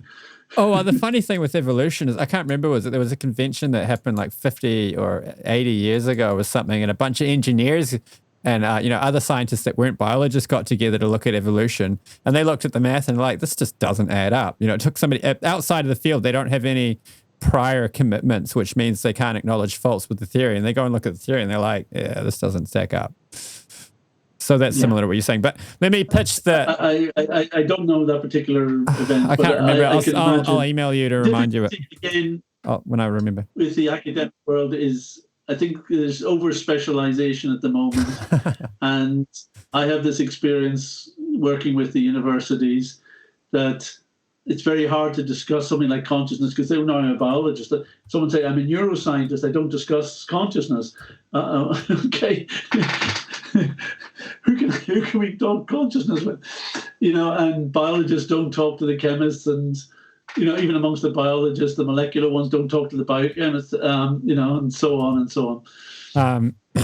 So let me just pitch the intelligent design where, Stephen Meye gives this argument. So he says we're making a parallel argument, but ours is the better hypothesis. And he says we're doing inference to the best hypothesis when we say, when we observe the production of information, we never see an example of information being produced by anything other than a conscious mind.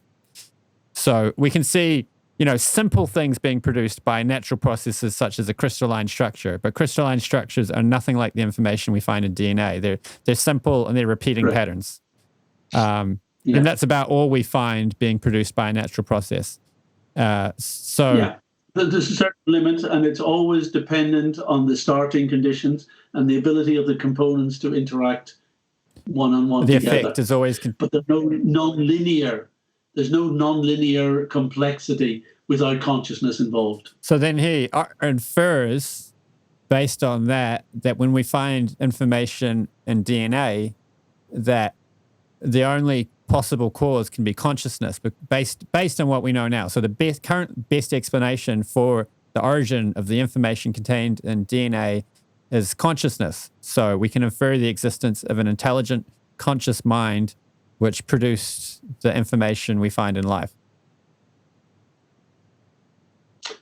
Yeah. Now, unfortunately, to many people, that seems just God's going to pop up any second.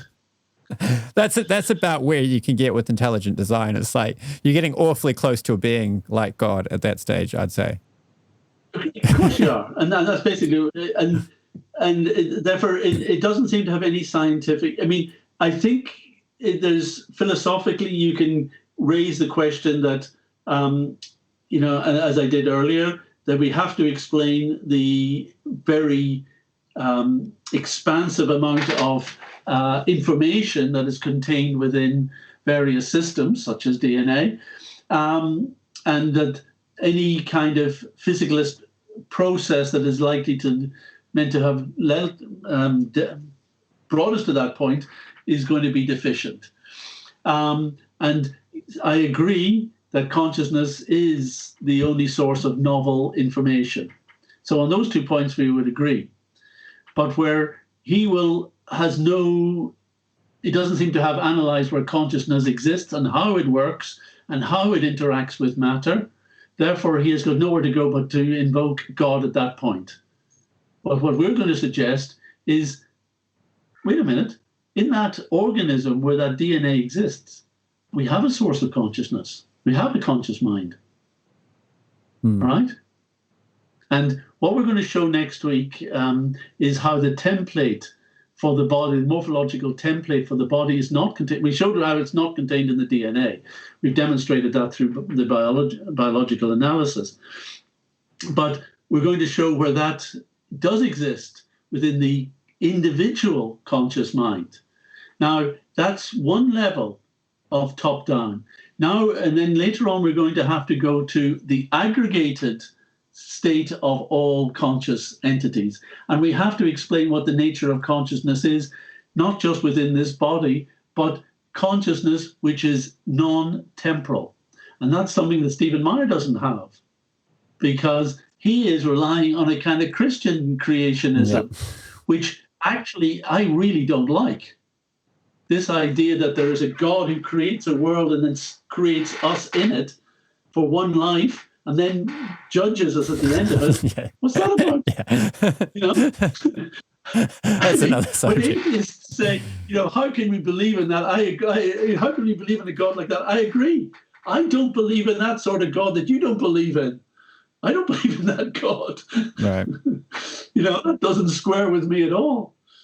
Because what they haven't done, and this is the problem of all the Judaic traditions, and the Abrahamic one, is that they don't have an understanding of consciousness, and it's the fact that it is non-temporal, that it actually it exists outside of time and exists in such a way that it offers interaction with the physicality of matter through the imposition of information. It observes the information of matter and it imposes information on matter. That is the relationship between consciousness as a non-temporal entity and matter. And that model is different both to evolutionary and to creationism.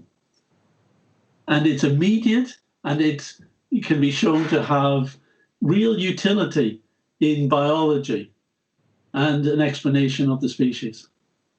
Right, I guess we have evidence for that, and how remote viewing and different other things can have a non-temporal component to them and a non-spatial component.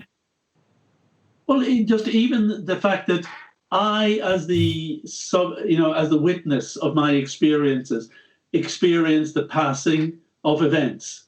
This event, I see you now, that's now into the past. I'm now seeing this event, a new event, goes into the past.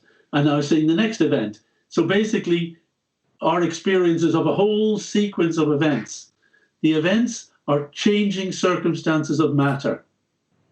The matter that, the state of your body now over there in New Zealand is different to what it was even 1 second ago, what to speak of a minute ago or an hour ago.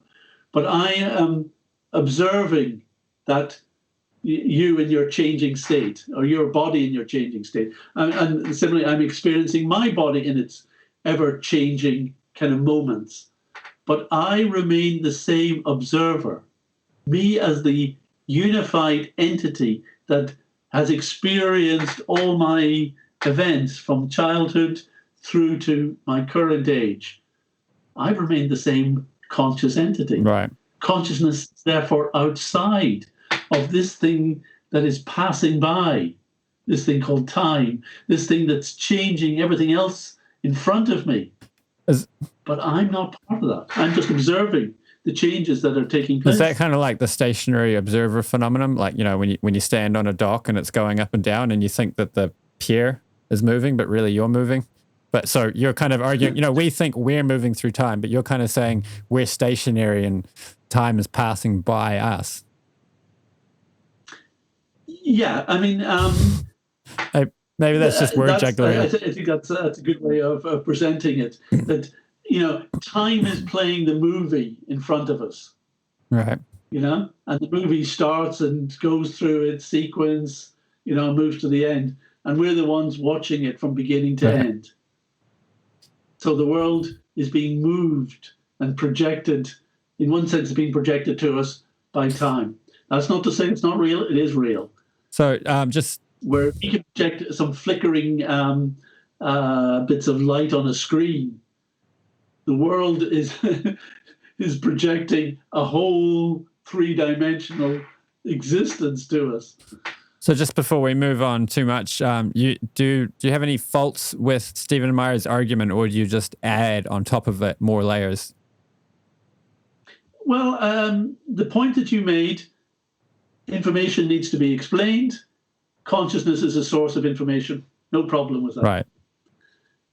Right. But because he is arguing within a Christian paradigm, there's not much more he can offer. Well, I mean, I'd say there's let's see if you call it magnification or extrapolation. So people will say, I think, like when we have an argument like this, that this infers an intelligent designer, then people will say, but we don't know that an intelligent designer exists. And then I'll say, well, we have evidence for an intelligent designer, therefore we can reasonably conclude one exists, and we can't know for sure, but we've got reason for the hypothesis.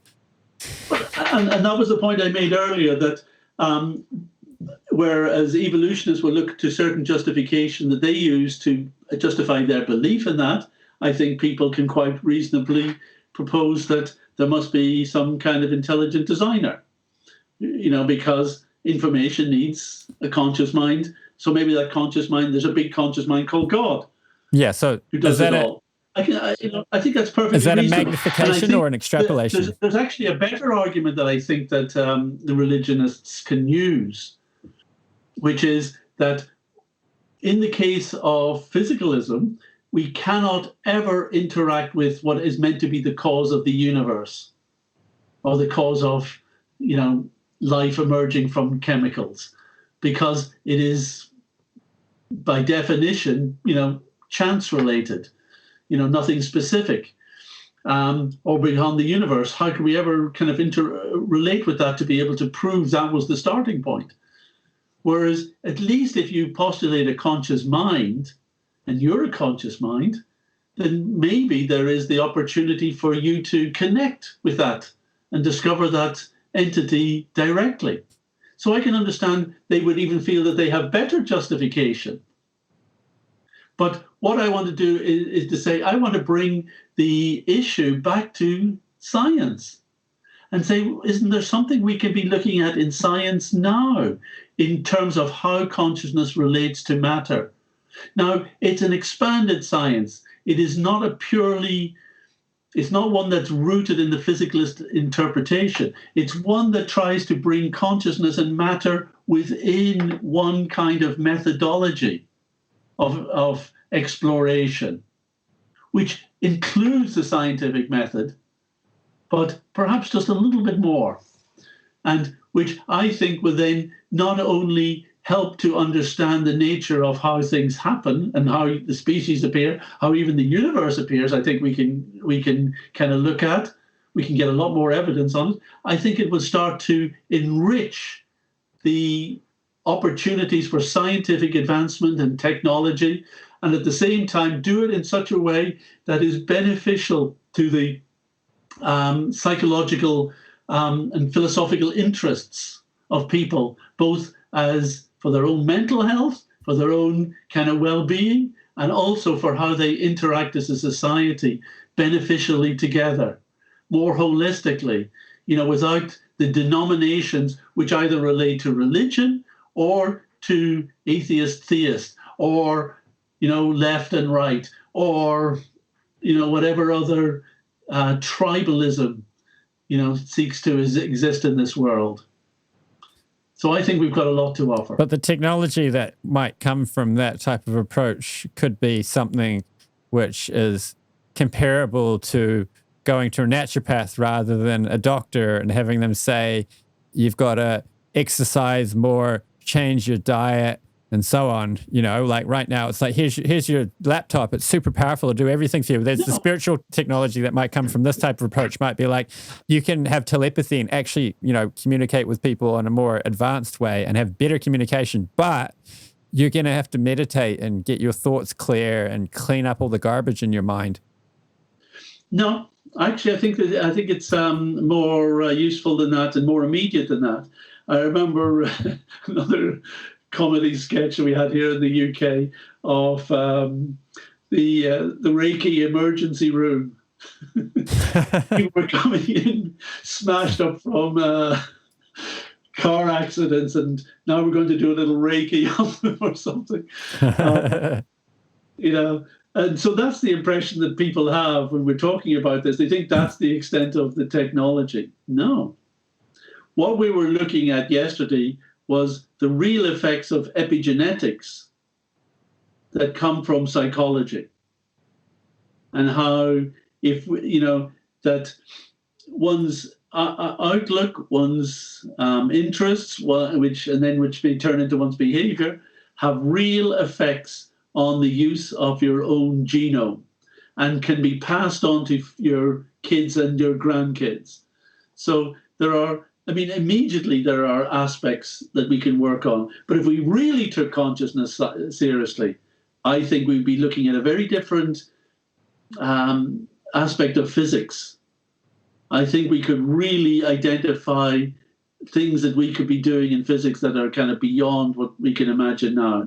But hopefully we would use them in ways that would be beneficial and not just designed for armaments. Well, the epigenetic technology might involve somebody having to clean up the garbage in their mind still. Because a lot of epigenetics seems to be led by people's states of consciousness. Yeah. Like fear and anxiety and anger and hate. It's now recognized that mental well-being is a factor in healing. Yeah. And maybe by just thinking of ourselves purely as chemical entities, that need to take pills, we're not saying we should dispense with all that, but sometimes that alone isn't enough.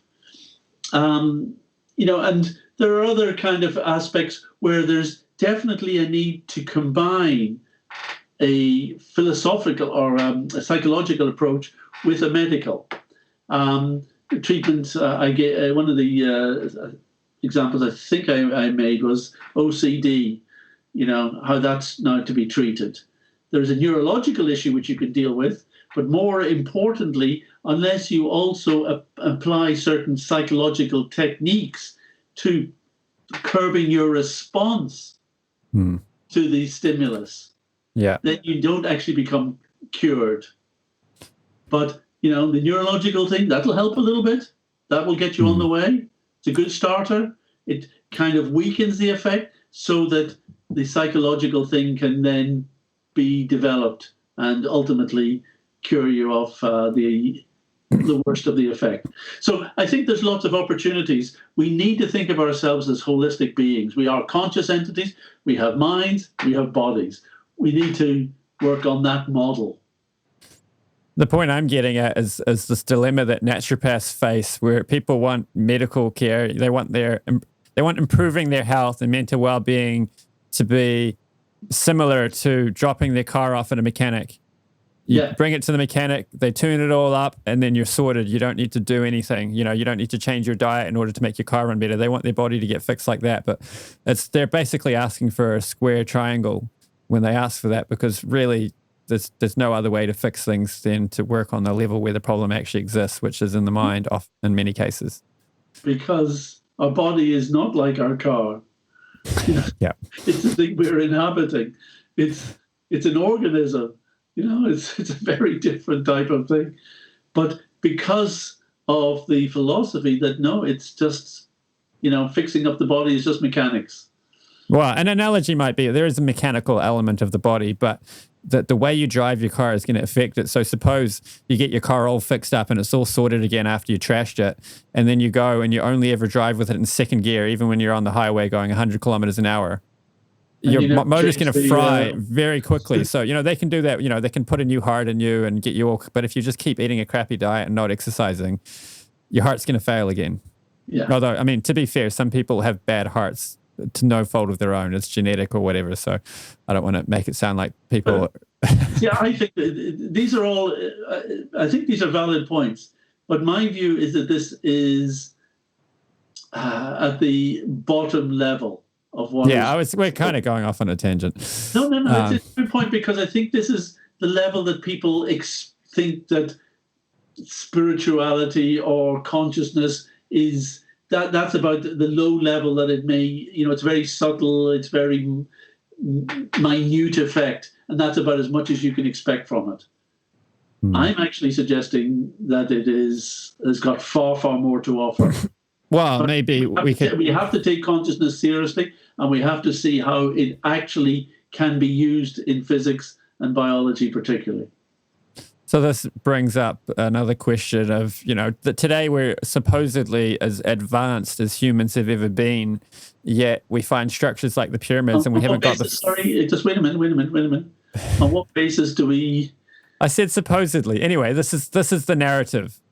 The narrative is that, we're at the, pinnacle of human advancement right now with all our technology and, smartphones, jet airplanes, dentistry, and so on. No. But anyway, we don't know. But then we find the pyramids, and we haven't got the foggiest idea how to build a structure like that with all the cranes and everything we've got today. That's the stones in there are so big. We've got, and the precision of the engineering, these huge blocks that are together with, you can't even fit a pin between the blocks. We don't know how to machine blocks that big with such precision today. So the question is, perhaps some of the technology we could uncover by taking into account a metaphysical aspect of reality might lead us to this kind of technology. Like maybe they were using mantras to levitate the bridge, sound vibrations to levitate the blocks, and that's how they got them in place. Yeah, I mean, at the moment we can only kind of guess and speculate. We read something from some old text and think, wow, what were they doing? But we have no idea how that could work. I had a dream that I have a friend who had a dream where he saw aliens constructing the pyramid, where they levitated all the blocks and they built it from the top down by levitating the top block and then moving the next one in, and all. Some dream, right? Who knows? Well, and it's probably as good a theory as any. But because we have disconnected ourselves with various lines of wisdom, particularly in recent centuries. I mean, I think the West disassociated itself with the development of its various kind of denominational religions. I think that had a huge impact on previous knowledge. And I think we did it again with the Enlightenment. We've tried to disassociate ourselves even with that. So really, we just disconnected ourselves from old knowledge. And I think that there's something very special we can learn through changing our awareness of the physics and the metaphysics in which we are operating. And I think, who knows, we could be building pyramids. C.S. Lewis has this phrase he came up with, which is chronological snobbery. Yeah, exactly. So it's this idea that we all had it, we definitely we live in the best and everything's moving on, but it's different. I have nothing against the present day. It's just different, and there's a different set of beliefs, a different set of outlooks, a different set of knowledge that is available to us, and we're putting that to use as best we can. But it's not necessarily better than the batch of attitudes, understanding, lifestyle, and knowledge that existed in another time. But it's different. They may have aspects of their life that we don't have now, and which we're impoverished by not having. We have maybe things that we think make our life now much nicer. But it's You get Jonathan Haidt, who is a social scientist, and he studied morality a lot. And the way he went about that was to study ancient cultures. And he spent quite a while in India studying the morality there and various other traditions and basically taking wisdom from them. And he transformed his worldview quite a bit as a result of that and found a lot of wisdom in them, which he can establish as true using good social science. So that's an example of not having chronological snobbery, of actually saying, we know things that these ancient people didn't know, but they also know things that are valuable to us.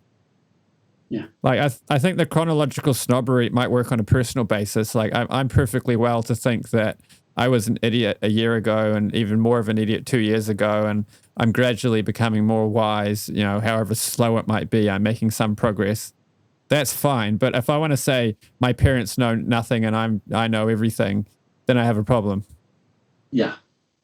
Which is kind of what modern culture is doing when they have this chronological snobbery that all these, they were just savages in the past, and they, had all these like, spirit gods, they just imagined, that every time the wind blew, they imagined a deity behind it. But really, there's a lot of wisdom in a lot of these ancient cultures. I think so too, in their own way. Now, you're going to face this in 10 years when your kid becomes a teenager, and you'll be saying, in the past we used to do this, and the kids will go, oh, Dad, it's just you're so past it.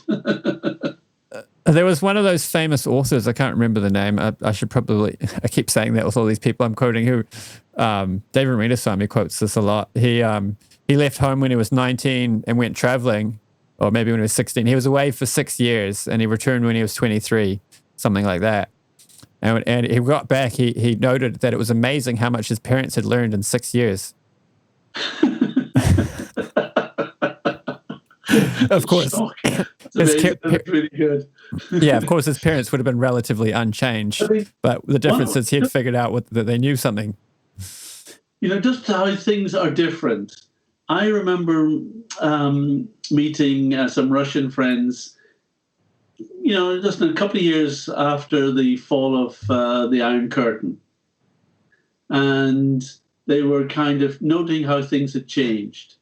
Now, you would think the fall of communism would have been, a great awakening and, wonderful new change in their life.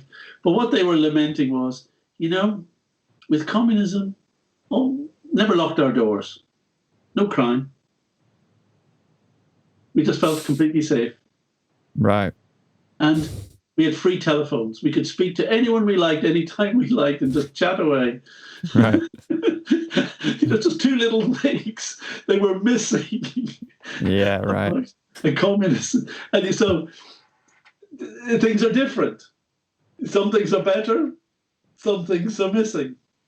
And I think that's the truth of changing times. Wow, we have a tendency to remember things in a more positive light, so we'll think the grass was greener and now we've got it hard or something. Possibly, but sometimes we look back and think, there are things that we missed, that aren't there now. That's, and as I say, the real thing is that as an individual, we have to be thinking about our progress in life, and it is a system of development.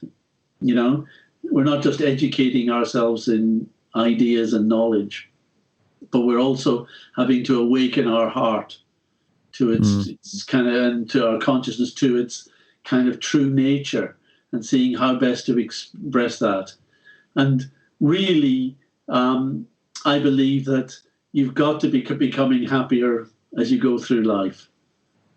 Happiness, feeling contented and happy and willing to share happiness with others is, I think, the symptom that you're making some progress. That's why with philosophy, if your philosophy doesn't make you happy, I think it's time to go and find a new one.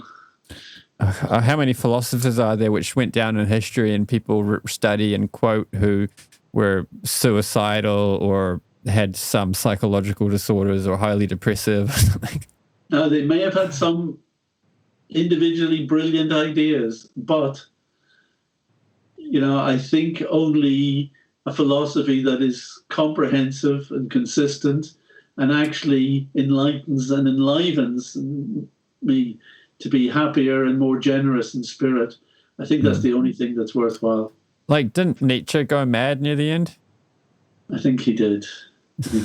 Many, as you say, many philosophers with particular ideas, and sometimes it's just thinking the ideas that drove them crazy.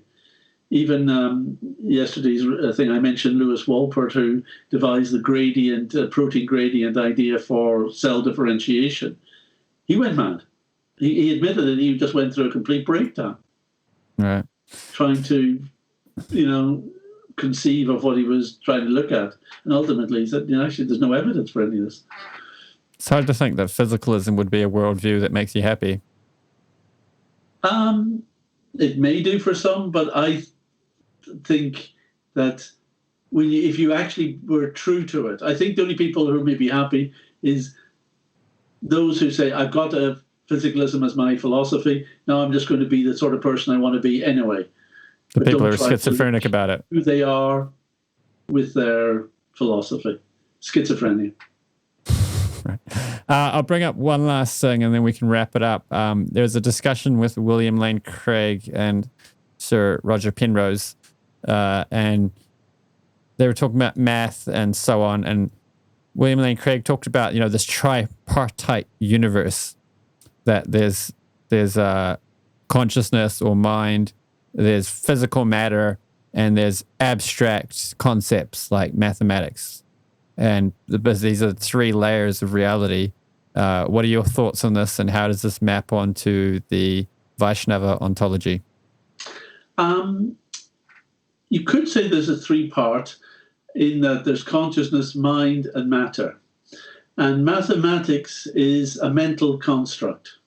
You see, I think many of the philosophers, particularly because they're Western or trained, conflate mind and consciousness and not understand that, because those in the yoga tradition have always separated mind from consciousness, because it's very clear that the content of the mind in terms of emotions and thoughts and ideas and concepts is something that consciousness observes rather than something that consciousness is. But is it material and separate from the Atma? Yes.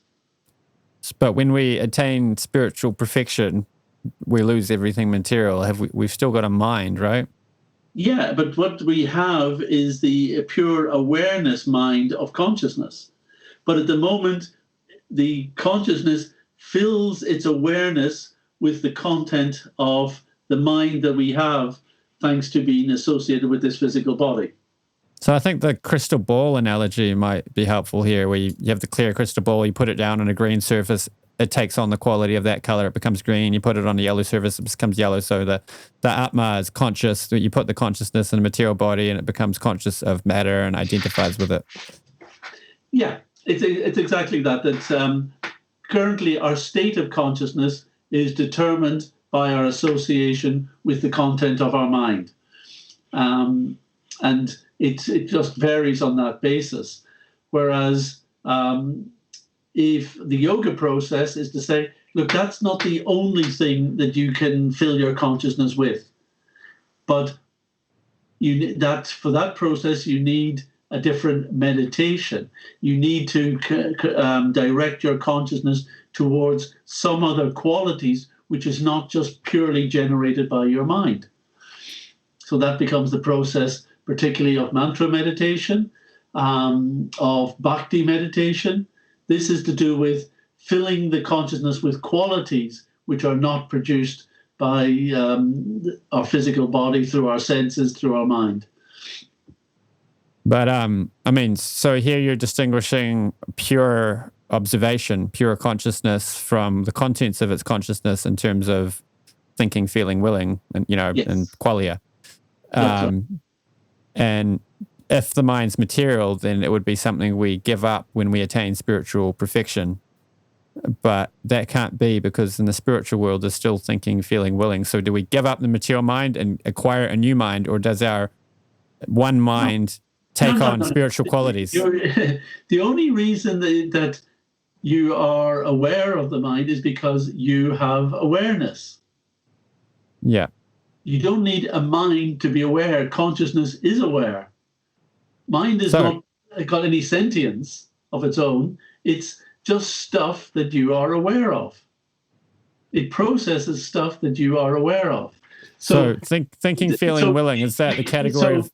In your example of kind of yogic perfection, what happens is that you do not require the physicality of your senses, you do not require your brain, and you do not require the material mind that processes all that stuff. in order to get your experience.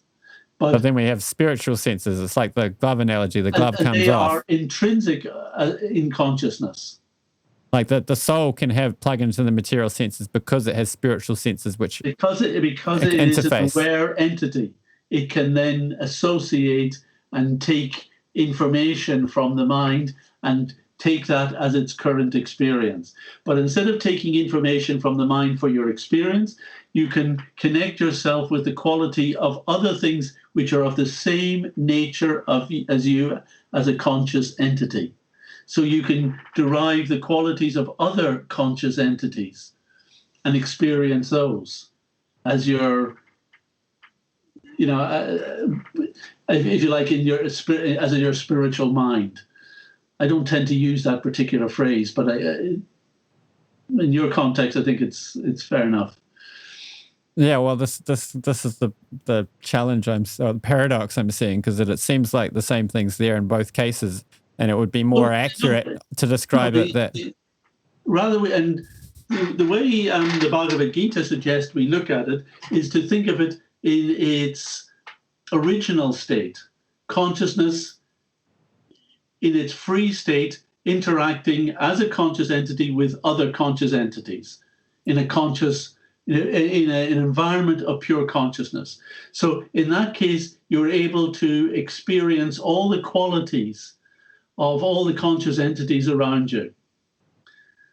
Right? But surely, so surely there's still language and thoughts and feelings and. Yeah, but that doesn't require the material stuff. The material stuff is the kind of what would be the word? A simulation of what you're experiencing in pure consciousness. The material mind and body tries to simulate the natural experiences of qualities by the spiritual mind. They try to do that in a material way and produce something that is sort of like the experiences of sound and language and activity and colors and all that sort of stuff. It tries to do that in the form of the various forms of qualia. And because you are a conscious entity and you see that, you think, this is an interesting simulation. I like this. Mm. It's like watching a film and thinking you're watching real nature. You're not watching real nature. But the fact that because you can enjoy real nature, you will enjoy the film. So because the consciousness can enjoy pure conscious qualities, it becomes attracted to the simulation, the virtual reality presentation that the mind and the body and the external world present to us. It seems like it's just a semantic choice to designate the word mind to material and then use another word for spiritual. But in a sense, there's a thing which is continuous. No, the difference is that we're not, it's not that consciousness has a mind. It doesn't have a spiritual mind, and I think that's what I'm kind of. Well, I think the crystal ball analogy is helpful again. So you put the crystal ball in the spiritual world, and they're still thinking and feeling willing, but it's absorbed in spiritual content. And then in the material world, that same thing is absorbed in material content. So you have thinking, feeling, willing, absorbed in materialistic things. I think you need to separate consciousness as the ability of being able to have the experience, that thing which is the experiencer. And that being the experiencer means that you have something better than a mind. You are the experiencing entity. But if you are going to go to the movies, you need to go and have something which is projecting something on the screen. That's the material mind. And you can then enjoy what's being projected on the mind. And you can say, that's what I am now experiencing. And the reason you're doing that is because you are an experiencer and therefore able to do that directly. Dennis' argument was this thing that there's an infinite regress, then consciousness needs a mind in order to enjoy, then you need another thing which is conscious, which has a mind. No, you don't. You don't need anything external to yourself to experience Well, I'm not what saying it's external. I'm just saying the word mind is pretty descriptive of what the thinking, feeling, willing that's going on. Because mind is a distinct thing from both consciousness and the body in our current situation. That's why I don't like. You're saying mind as in the contents, and I'm saying mind as in the capacity to think, feel, will, and experience. Yeah. And okay, so let's use different words just so that it helps. So it has there is spiritual cognition. Right. And I agree with you on that point. There is spiritual cognition, but it is inherent. It is not something we have as an additional thing. It is something which is inherent as consciousness. So then it's just a semantic choice to not use the word mind for it because it's got all the trappings of mind. It's just, in this case, it's all spiritual and it's not an additional thing. It's got, no, because... We've got thinking, feeling, willing, cognition. You should never, never, ever try and define the nature of that which is conscious and non-temporal and non-guna, non-prakritic, according to what is prakriti. Well, we're using an English word, so it's not perfect. No, I appreciate that, but I think that it's just an important kind of philosophical kind of. Well, here's a dictionary definition: the element of a person that enables them to be aware of the world and their experiences, to think and feel, the faculty of consciousness and thought. I know. So they've conflated consciousness and mind. And that's why we've got to be really careful. This is the foolish philosophy. But in the spiritual world, all of these things are going on still, right? It's one of the big problems that we have in trying to understand the nature of consciousness. Because if you just conflate them like that, then you can simply say consciousness is simply the processing, some psychological processing or some cognition or metacognition. And therefore we've explained consciousness. No, they're two separate things. And that's what the yoga system is really kind of telling us. Don't get caught up in those sort of Wikipedia definitions. But in the spiritually, we have to be a little more rigorous. That's that's why I'm pressing this point just a little bit more seriously with you. That we suffer so much from this conflation. But in the spiritual perfected state, we still have all of those things. We still have the abilities of all those things. But all the abilities that are mentioned there are not because we are relating with a separate material mind. They are because they are the natural attributes of consciousness. So why not say mind, and that can refer to the spiritual and the material, and then for the material, say... Because the word mind is used in that context there. Separate consciousness out of it, because that's completely wrong. Consciousness is not mind. So the rest of the definition is correct, that the mind is that thing which helps us interact with the world. That's fine. Now, consciousness doesn't have that type of mind. Why not call it the material mind? It just has its own ability to be aware. Now, you might say, well, that sounds like a spiritual mind, but it's more than that. We have an ability to interact with the spiritual world.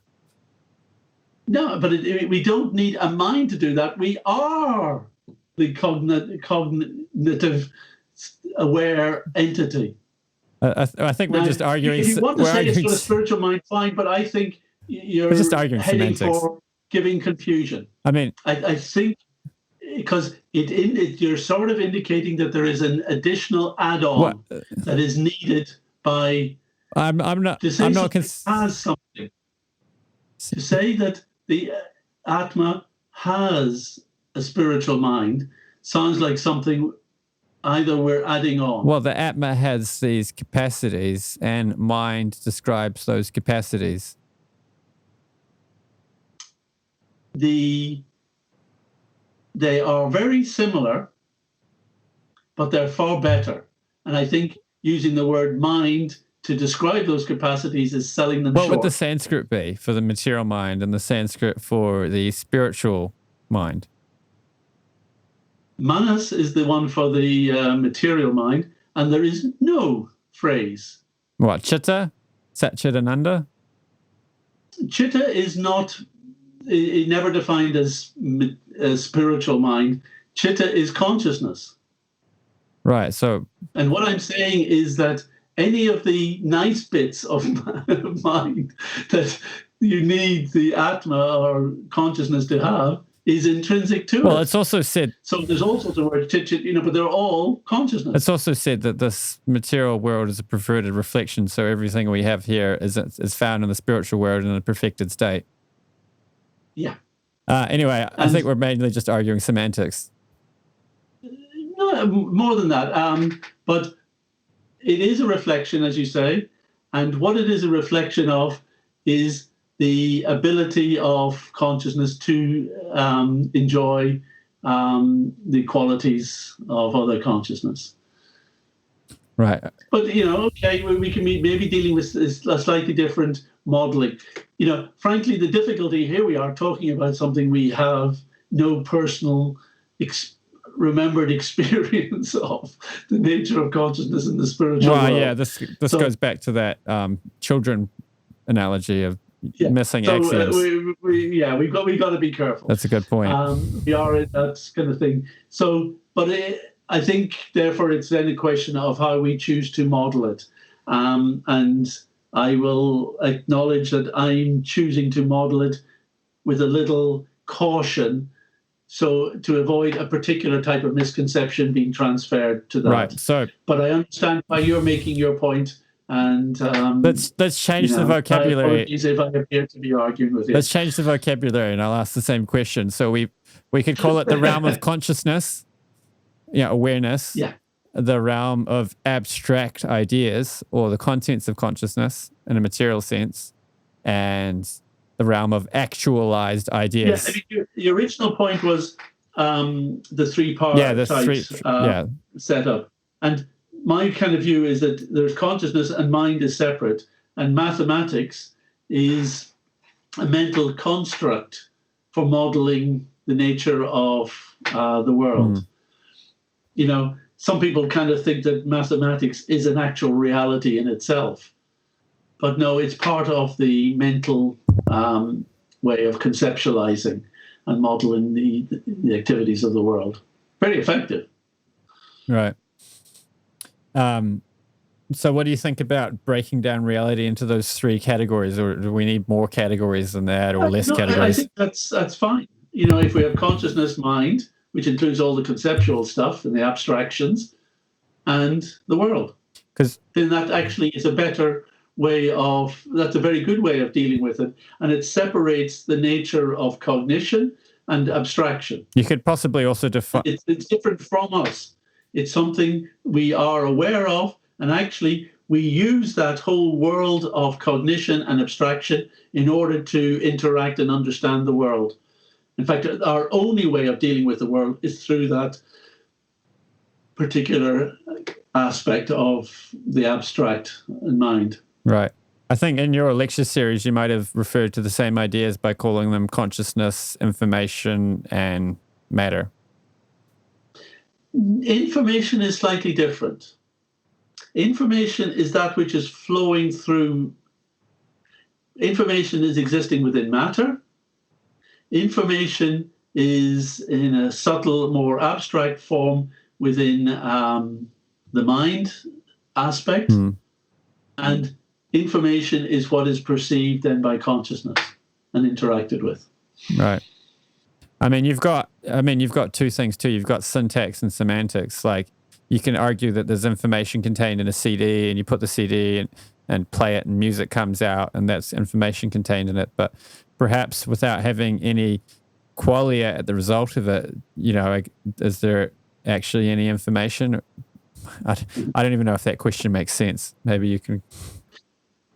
Well, it is interesting that the format that we experience that information as qualia is qualitatively different to how it exists within the CD. Right. Now there seems to be a direct one-to-one relationship between the music that is produced, but how that music is experienced is not necessarily one-on-one. It certainly can be varied by changing the information in the CD. It will change what we hear, but it doesn't tell us how. It doesn't tell us the format of what we hear, actually. I think the difference might be that when you have a conscious entity there, the information can have an aboutness quality. Yeah, and it has that's the qualitative aspect, the qualia aspect. So, like, you can have. Sorry. Yeah, no, it's just like a simpler version is light entering our eye, and we experience a color from that. But actually, we can't actually relate the color back to the we experience back to the wavelength. Now, we think the wavelength represents certain colors, but it just sets off a particular cone within our eye and sends an electrical message. So all our brain's got is this little electrical bleep, that came from a particular cone rather than one of the other two cones. But what we experience of that is a color. And that's really weird. That's the irreducibility of the quality experience of the color down to what produced it, which was just a bleep in a little bit of electricity in our brain, and a little ion jumping from one neuron to another.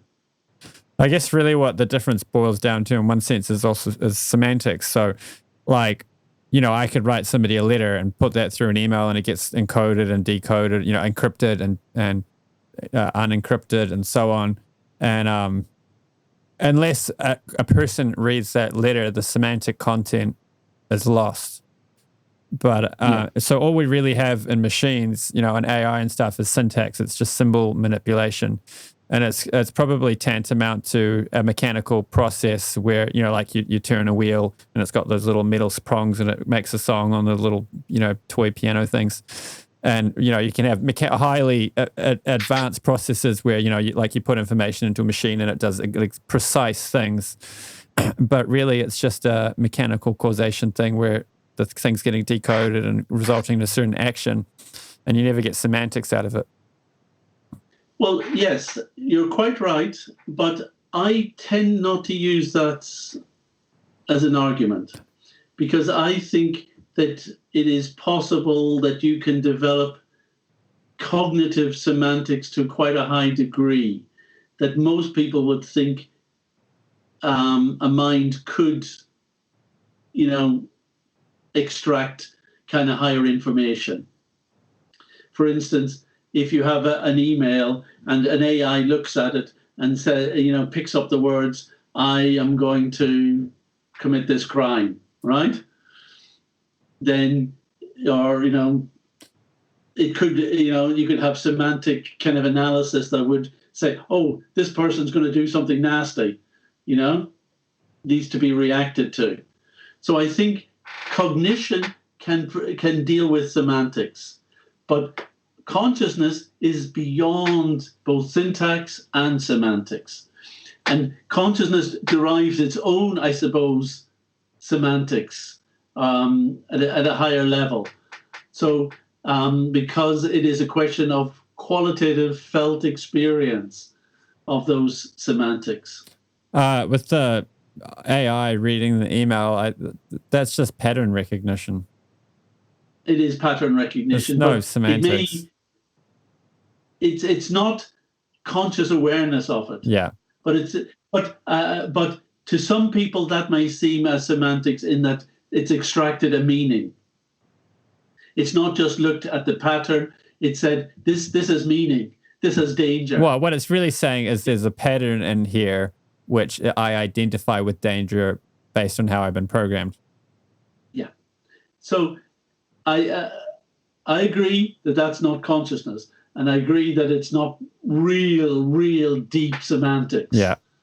But I tend to think that it is possible to simulate semantics to quite a high degree within AI. but without ever, of course, the AI becoming sentient. I'm just trying to get my head around these concepts because I find them, it's a little bit subtle and trippy. Like John Lennox gives this argument that, so you believe in physical, like he is having after a debate or something, he's sitting down with the guy, the scientist, and so you believe in physicalism, right? Like what do you see on that menu? And, reads out one of the items on the menu. It's like, how do you know that? It's like, it says it right here. It's like, explain that to me based on the chemicals, the chemical substructure of the menu. You can't do it. And so basically John Lennox is arguing that information is metaphysical. And I've never really known what to do with that argument. Well, I think it is metaphysical. I think information is a metaphysical, has ontological kind of status. And I think many physicists are now moving in that direction as well. And even we heard Dennett say this point, that all that exists is matter. I said, actually, it's matter and information. Right. Now, that's not bad. Right. That's not bad. But skeptics won't buy That's an improvement. Matter and information is an improvement just on matter.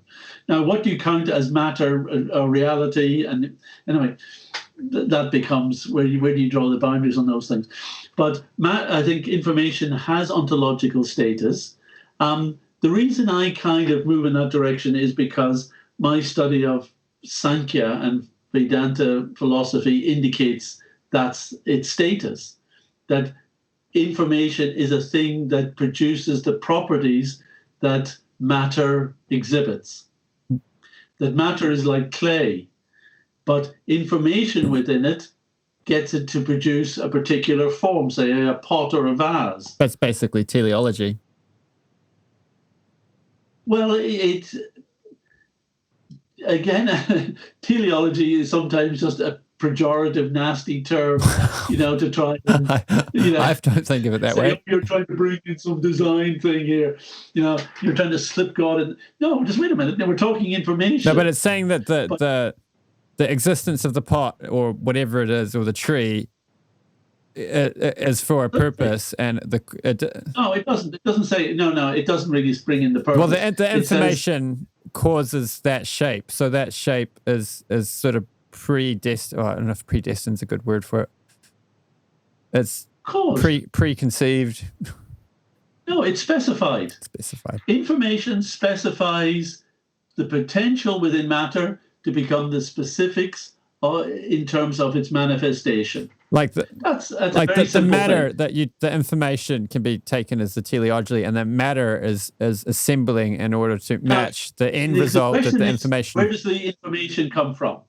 Why is that particular bit of information specifying matter to be this pot? And so that becomes your teleological question. Right. The nature of where does the information come from?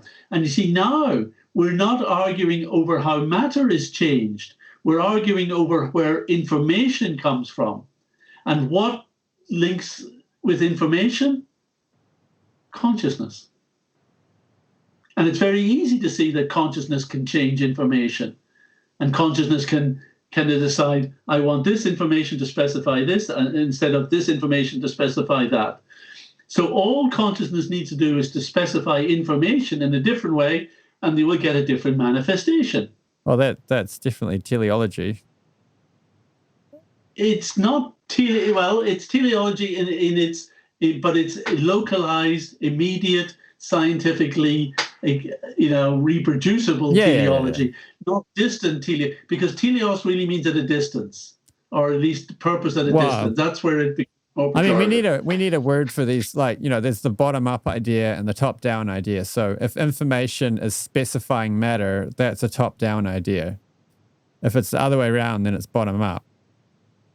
Well, it depends. Where you think information goes up or down? Well, I mean, if information is the the first thing, what do you call it? If information is prior to matter at an ontological setting, then the information is it's a top-down thing. Yeah. If we can't use the I word would say teleology it's because it's simultaneous with it. sorry. It's simultaneous. Well, simultaneous, but like, you know, the bowling ball is sitting on the trampoline, causing the trampoline to sag. It's been there for eternity, but still the trampoline is causing the trampoline to sag. So if information is, you know, ontologically the cause of the arrangement of matter, then it is in a sense prior. Although if we're removing a temporal sense from it, then we should probably change to a different word. Yeah. I don't look at it as I look at information and so I think that if you're going to look at origins, what comes before what, then you've kind of got to look at big picture stuff. And I don't think we should be just looking at the media and think, oh, that must mean information comes first. I think that may raise the question, how does different ontologies, work together, and where do they all come from? And that is an interesting aspect, because there's very obviously matter and information. Are they two different types of reality? Do they have ontological difference? And consciousness? How do these ontologies link together? Well, they're complementary and necessary.